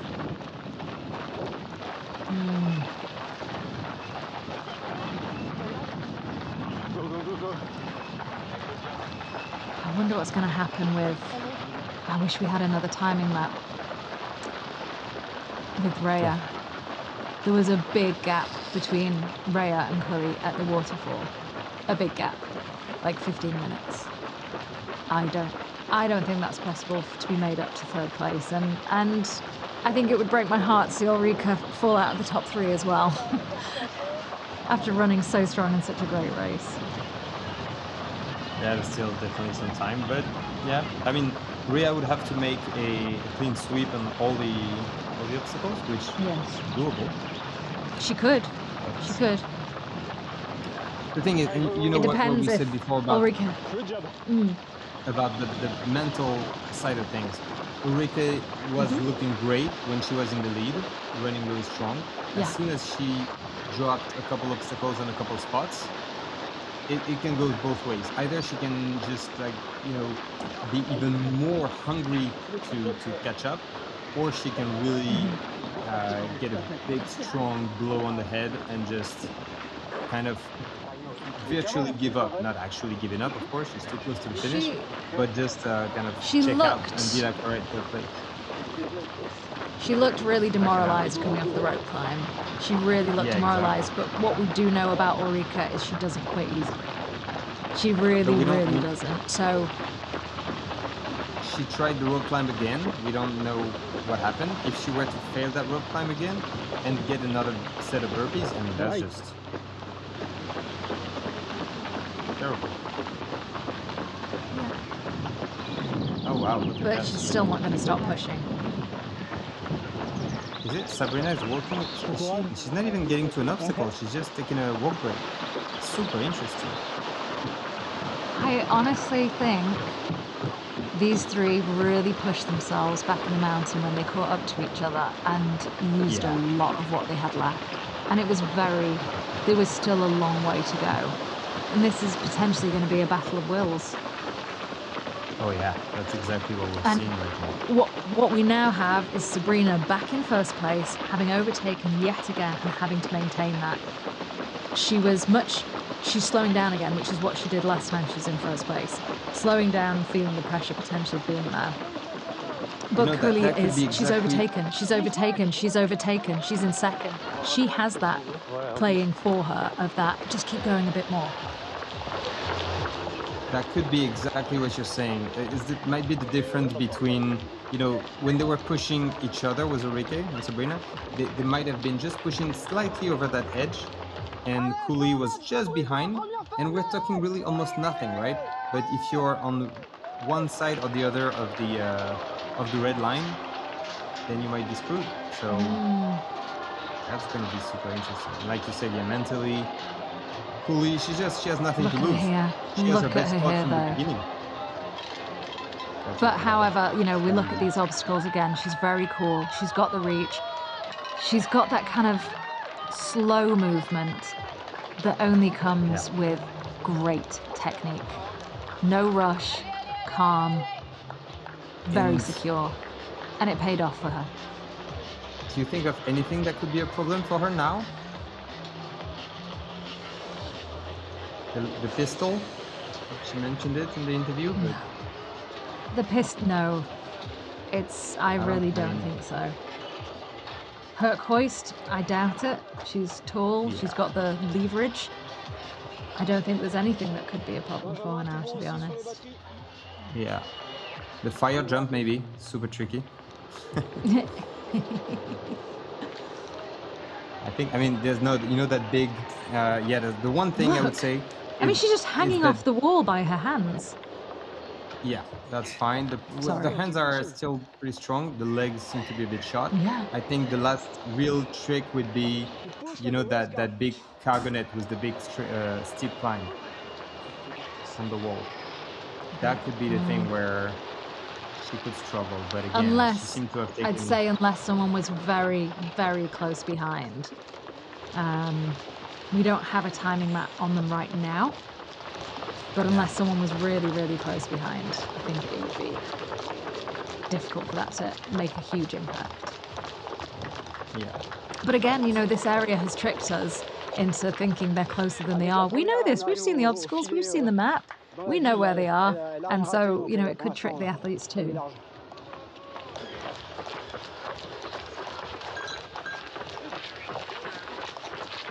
Climbing net is 50.4 kilometres. That's where she's coming up to. That's how close we are to the end. Oh, a penalty for Cooley. Oh, okay. That must be from the monkey bars. Oh wow. Okay, so now she's probably about 2 minutes behind. It's gonna be tough to catch up. Yeah. Moi, le boîtier Wi-Fi là. Yeah, 2 minutes behind.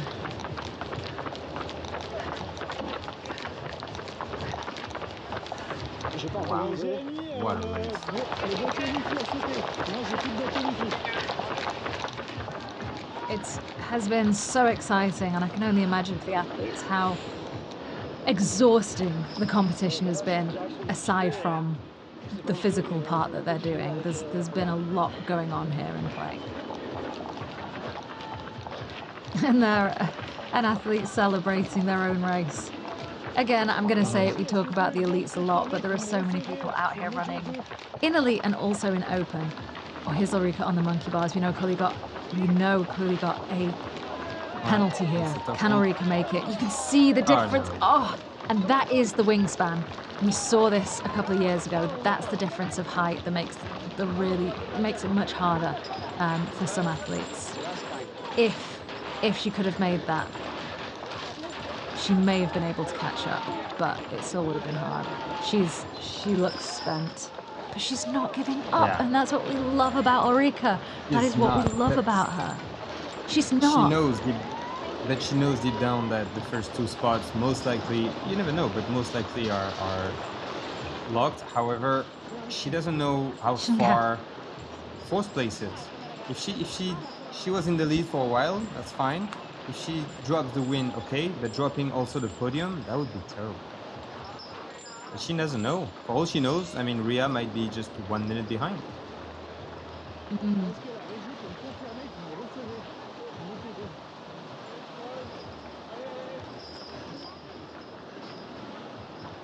I think, she's finding this, it looks like she's finding this not only physically hard, but emotionally difficult. She's an incredibly strong athlete. She's done a lot of races. She's competed, at World Championship level multiple times. This is a really tough race today. And she's giving it her all. And along with those other things I admire out of athletes, this is one of it. She's not giving up. And this could be the hardest part for her. That feeling of, I've still got to keep going. I'm going to keep going. I'm going to do my best.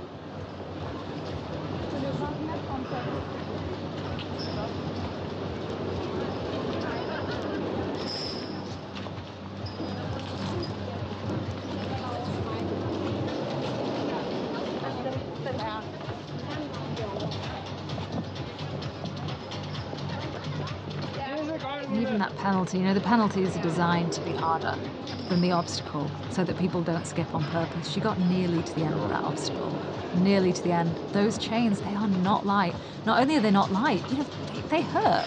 They really hurt the way they balance on your shoulders. It's not just time that you lose. There's a lot when you take a penalty.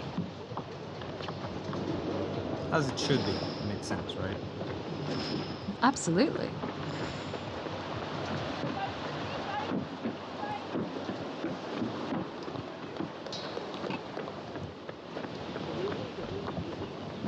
There used to be, those penalty loops that were just extra running. And for people who were really strong runners, it felt almost unfair. You would just skip the obstacle, do a little bit of extra running, no problem, no energy loss, no having to drop in water for some of the courses where it was a thing. And it felt a bit too easy. So yeah, an obstacle penalty should be at least harder, take more time and take more energy than the actual obstacle.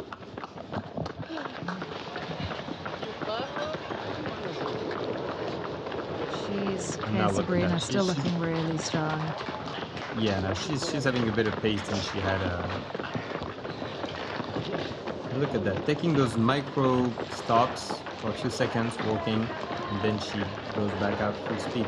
I think she raced incredibly well. She really did. She's had the experience of being in first, pushing hard, dropping back, coming up again. It's not as easy as staying in first place the whole time. Yeah.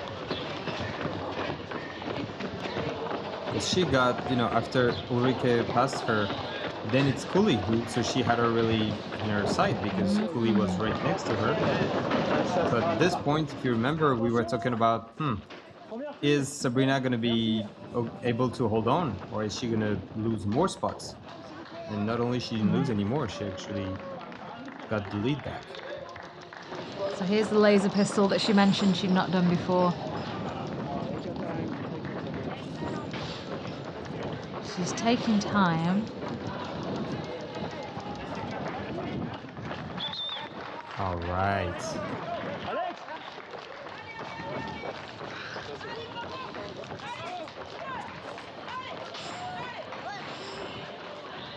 I love the signs from the kids. That kind of support Yeah. from the crowds makes such a difference.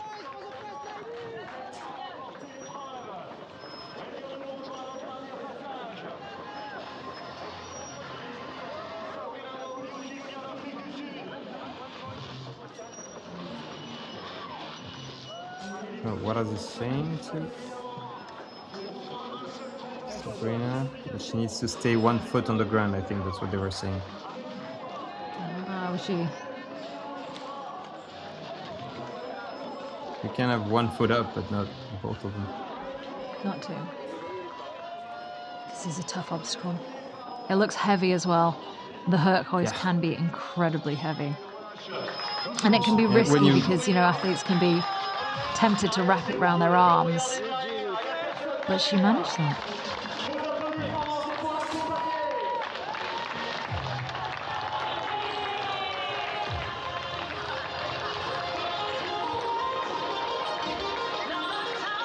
Ulrike coming up to that final big climb. I would like, folks, it is an absolute upset. Amazing. Having been leading for a good chunk of the race. And this is it, it's the final A-frame. Sabrina came in not sure what she was going to do here. And she's come in, she's battled with these absolute incredible women. And she's taken the win. I know it ain't over till it's over, but she's crossing that final cargo net. Yeah, I think that's pretty safe to say now. Look at that. And celebrating. Oh, wow. I love the celebration we see from athletes here at this point. I love how they all have the ability to be able to take a moment and enjoy what's coming.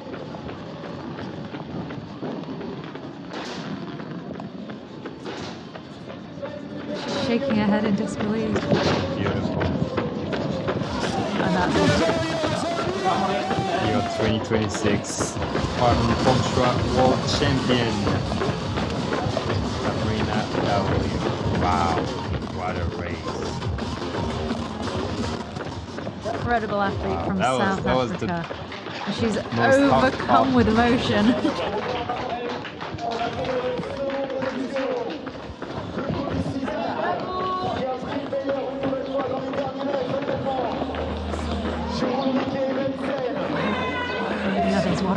What are we seeing? Chloe Zizak coming through. We have no other timing on Ulrike and Rhea, but Ulrike looking like she's going to be in third place. And a hard-fought for and well-earned third place. Thank you. I think we can hear Ulrike. It's going to be claiming that second place. A fantastic effort from her. Not far behind. Really, really not that far behind. The changes that have happened here have been incredible. Dans les derniers mètres, l'Estonie.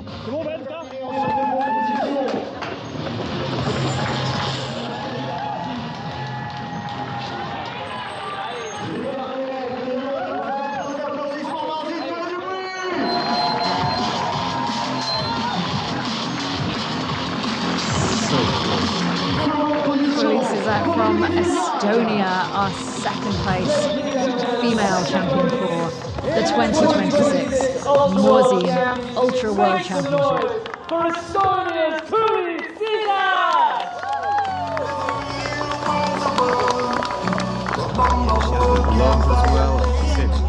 covered from everywhere. Less than 2 Here's what she's doing. minutes between our top 2 female athletes. What 2 a minutes. difference. 2 minutes between the top 2 female athletes. 12 minutes ahead of his nearest competitor. I mean, they have swapped back and forth from almost being neck and neck to 2 minutes. It's been such an exciting race for these women. This women's race has just seen the first place position change and change. Ulrika Evensen comes, and it feels like she's caught up some time, potentially. She comes towards the finish line, quite close behind Polly. Yeah, I don't know if she made up. I think this has been a tough race. Really much. Yeah. It's been a tough race for Ulrika, and she's never stopped. She's never stopped trying, never stopped pushing.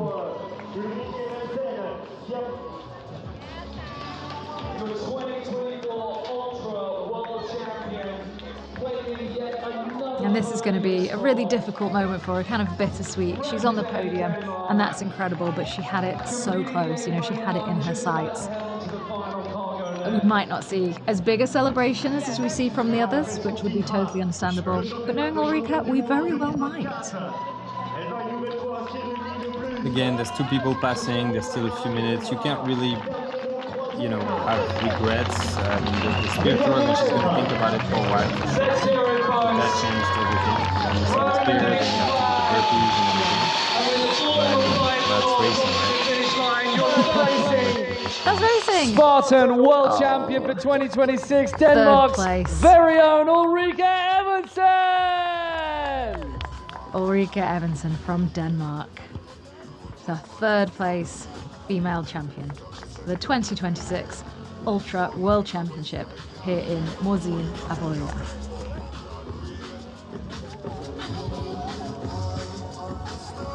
And she's probably, you know, slightly heartbroken at not taking the win, but also will have enjoyed that battle quite a lot. Look at this hug. This is not just a courtesy hug. Look at that, it's been 20 seconds. Wow. You can see the height difference there as well. We were talking about that earlier. That makes such a difference, doesn't it, for athletes? And as I said, we just saw those top 3 positions changing and changing constantly. 42 kilometres, 3,000 metres of elevation, 75 obstacles, and 25-degree heat. What a phenomenal achievement for all of these women. That is so incredibly close. That is so incredibly close. That's closer than the men were last year.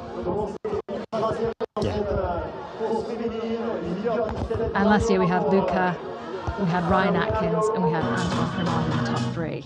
So, you know, really competitive and great athletes, and these women have come in even closer. They've really shown an incredible battle here today. It's been so exciting. Oh.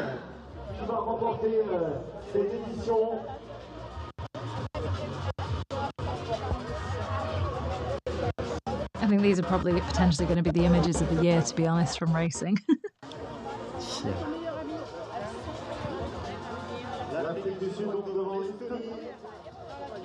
And they're going to have a lot of debriefing, aren't they, after this? They're already doing it, but there's a lot more to go.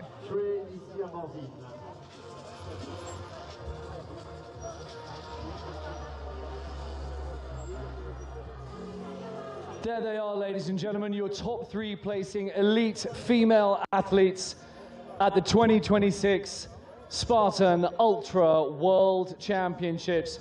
Please put your hands together one more time and give a massive round of applause to Ulrika Evensen, Kuli Sizak, and Sabrina Dalio!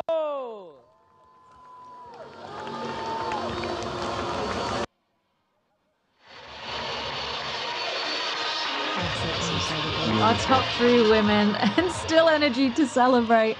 Our top 3 women for the Spartan Ultra World Championship 2026. It's been 51.5 kilometres of racing, not including penalties. It's been over 70 obstacles. It's been an elevation gain of 3,038 metres. And it's been an absolutely incredible race so far for everyone taking part. But that's only the top 3 women. There are still so many athletes out there battling, ready to come through, and who are out there racing. As usual, the runners and the course delivered. Morzine, you were exceptional. It delivers every single year. And as we mentioned, this isn't the only World Championship event in the Spartan calendar. There's the Kids World Championship, the Para World Championship, 100 metres and sprint, trifecta. There's the Beast, Super and the Deca World Championship still to come. There are so many across the Spartan calendar. It is absolutely jam-packed with incredible championship opportunities, not to mention regional championships, and not to mention the regular races that you can start at, take on, or just use as a bit of a practice, work towards your trifecta. There's no limit to what you can do if you want to take on a Spartan race. Yeah. I think this song is absolutely perfect for right now. Everyone here is going to be enjoying the rest of the weekend in this gorgeous sunshine in the beautiful, beautiful village of Morzine. Whether people were taking on the trifecta across this weekend or here to relax and enjoy themselves, it's going to be an incredible weekend in Morzine. Without a doubt. So this is the male leaderboard for the Spartan Ultra World Championship. In first place, Gregory Basilico, followed by Thibaut Jean in second and Jonathan Garcia in third place. Antoine Fremond took fourth, Nikolai Dahm in fifth, and in sixth place was Christian Kraus. Oriol Toro took seventh, Vitali Parashkuk in eighth, Jonathan Dustar in ninth, and Milos Rajcikevic in 10th. So many different nationalities represented here. So many. It's so incredible.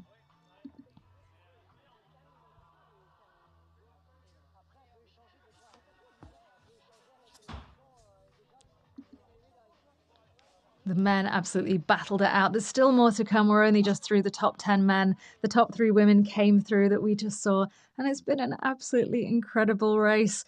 I always love Morzine. It's a brilliant place to be and a wonderful place to race, and a very, very difficult race. And as they showed us today, every single athlete, incredibly competitive. Yeah, the kind of scenario that we had for the women's race, that can only happen in a course like Morzine, right? That's where the mountains come into play. When everybody gets tired, all the obstacles then get even more magnified with the challenges that can be for. So yeah, we can't. There's no other place like here. There's no other place like the mountains. A beautiful location for the Ultra World Champs. And I think we're going to hear from our female champion now.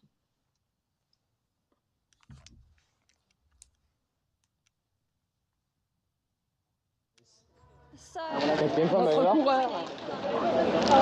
est où? Elle est pas là encore? Putain. Qui est prêt ça?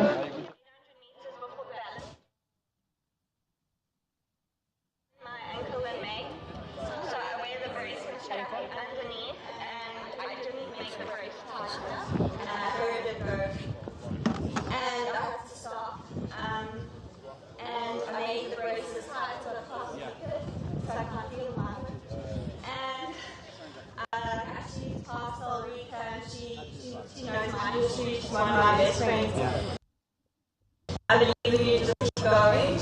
And to be honest,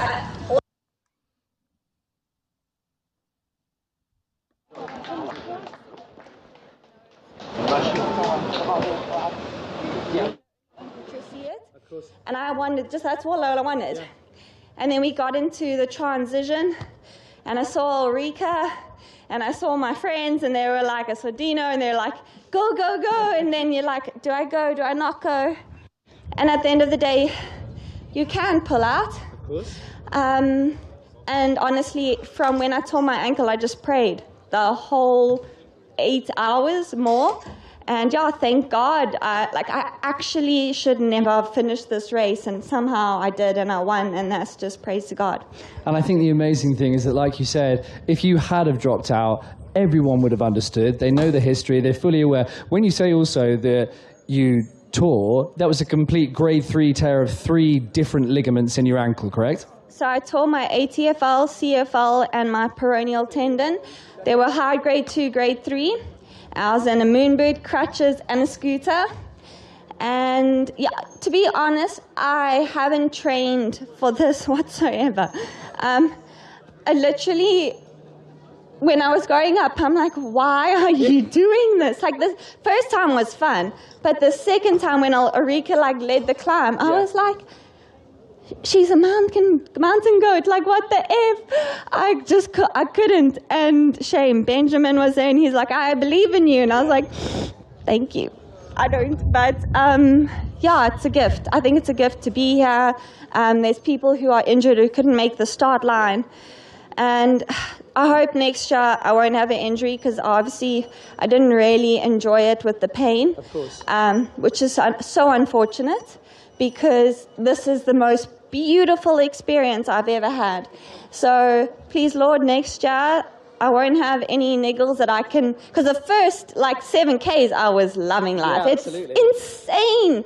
I just want to encourage anyone and everyone to actually do the ultra, even if you have to walk most of it, because it's the most magical experience I've had.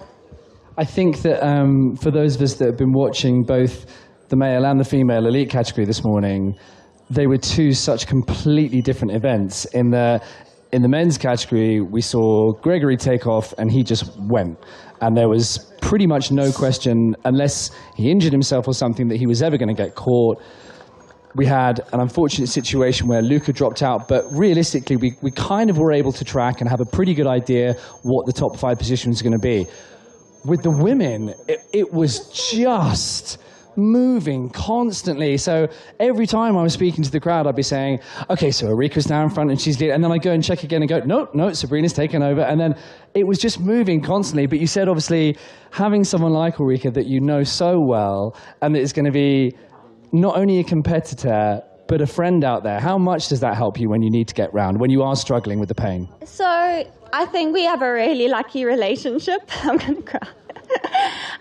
Where we're happy for each other. Like, she's genuinely happy for me, and I would have been over the moon for her if she won.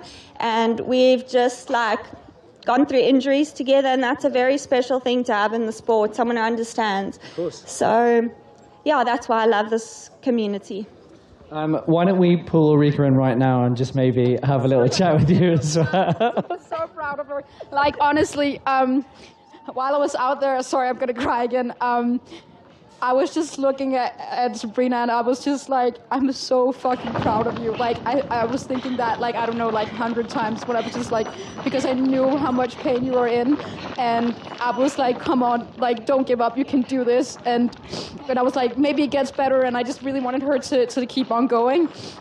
And yeah, so just watching her just fight through it, honestly, I was so freaking proud of that. And yeah, I mean, Thanks. And also I did this race in 2024 when I came back 7 weeks after I dislocated my elbow, and it was it was crazy. It was still not fully extending. I couldn't do rigs, and I still went out here, and I know how much that means, coming back from an injury and proving to yourself that that's also what I told Sabrina, is I know she hasn't done ultras before, but I was like, this is much more about the mind than it is about the body. Yep. And she is the freaking strongest person that I know. And we've both been through so many injuries, and we've got each other's backs through everything. And yeah, I couldn't be more proud, and there is nobody else I would want to win this race more than you. So yeah, I'm just so freaking happy. So I remember talking to you in 2024, because that was the last time that I was here. And I remember you telling me exactly what the injury was, and me going, well, how are you going to do the obstacles? Because with your elbow the way that it was, there's no way that you would have the strength to be able to do any of the obstacles that require grip strength, hanging, full body weight. But then in the same breath, you got to complete, by the way, sorry, when we said like a high grade 2, grade 3 rupture, that's where the tissue is completely split. It's severed. That's not like a little injury. That is, it doesn't work anymore. So the argument with Envy as well, how do you run 40 kilometers on an ankle that essentially shouldn't be working? And realistically, I think the thing that's testament to both of you two is the mental tenacity that it takes to take on a race like this, and to not just take it on, but to place on the podium. So ladies and gentlemen, please, would you give a massive, massive round of applause to your first and third placing athletes, to Sabrina and Ulrika.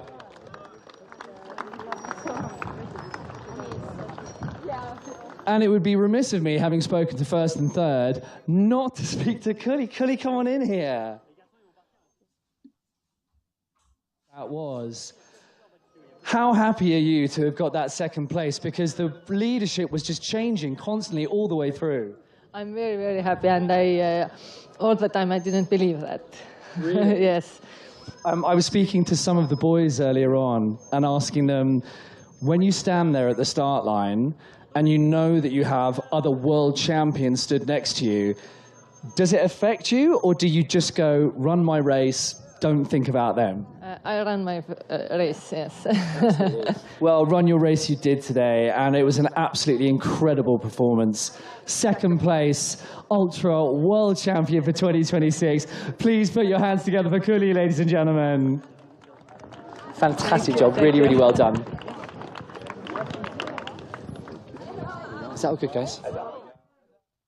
Amazing to hear from the top 3 women. And whilst we were hearing from them, we also saw Rhea come through to the pistol, didn't we? And here she is on the finish line, wow. Rhea Coble.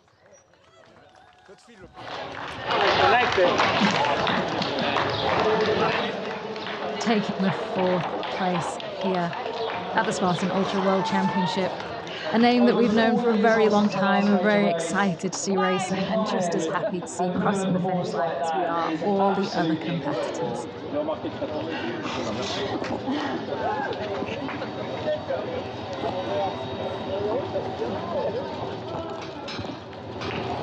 She had a pretty nice form over the last couple of kilometers, really passing the obstacles and just running really, really strong. So yeah, quite an impressive showing as well.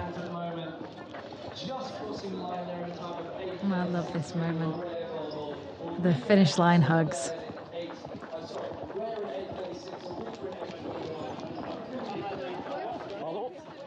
It was fantastic to hear from the top 3 women and hear about the relationship that they have, similar to the men who know each other, race together and support each other. I'm sure it makes it a lot easier to be racing against your friend and be happy for them, even if you're sad for yourself.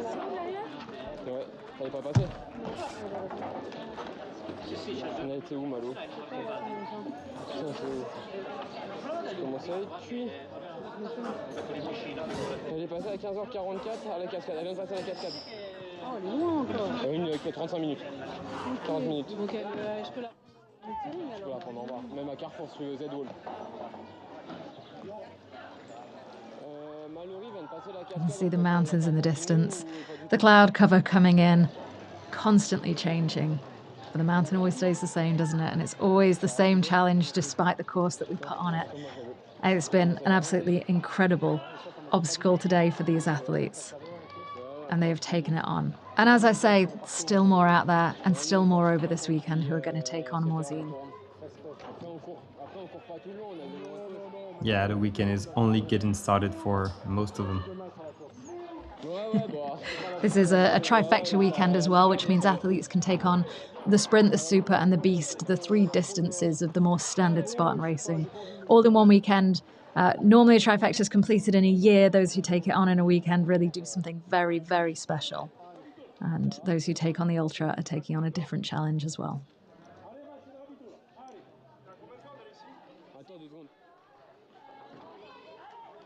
Ladies and gentlemen, I'm just about to share a few words with our 4th placing athlete, Rhea. Now listen, we chatted up there on the stage last night. How long is it since you took part in an event like this? Well, I did a sprint in October when I did 180 burpees. but not counting that, 5 years. 5 years, and to walk back into an event like this and place 4th, you must be absolutely delighted. I'm very proud of the race I had today. It was very hard, and the race was a lot with myself. But I'm even more happy that I couldn't come and podium, because that just says that the women's field is getting deeper, and you shouldn't be able to come back after 5 years and podium. So I'm stoked. Well, listen, you say not coming back after 5 years, but placing 4th is an incredible achievement.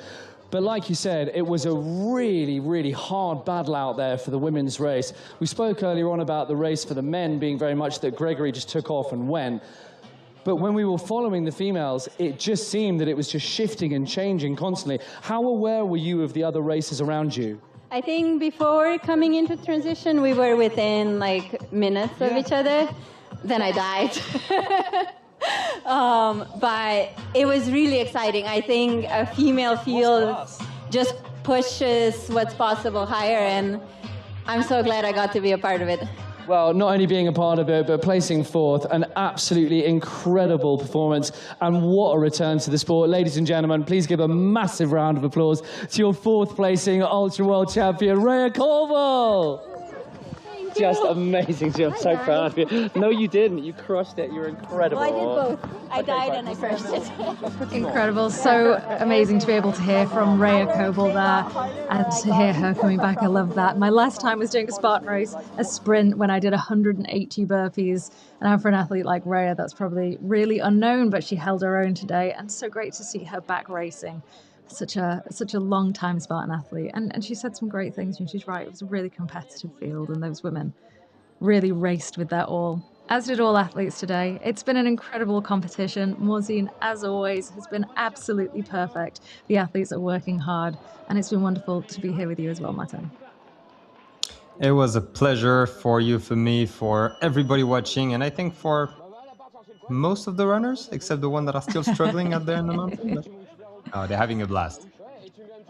No, it's been absolutely incredible. And thank you at home for joining us here for the live coverage of the 2026 Morzine Ultra World Champs. We've seen the elites come through. There's plenty more action. Keep your eyes on the Spartan social pages and, of course, the live timing to see all the athletes and your athletes come through.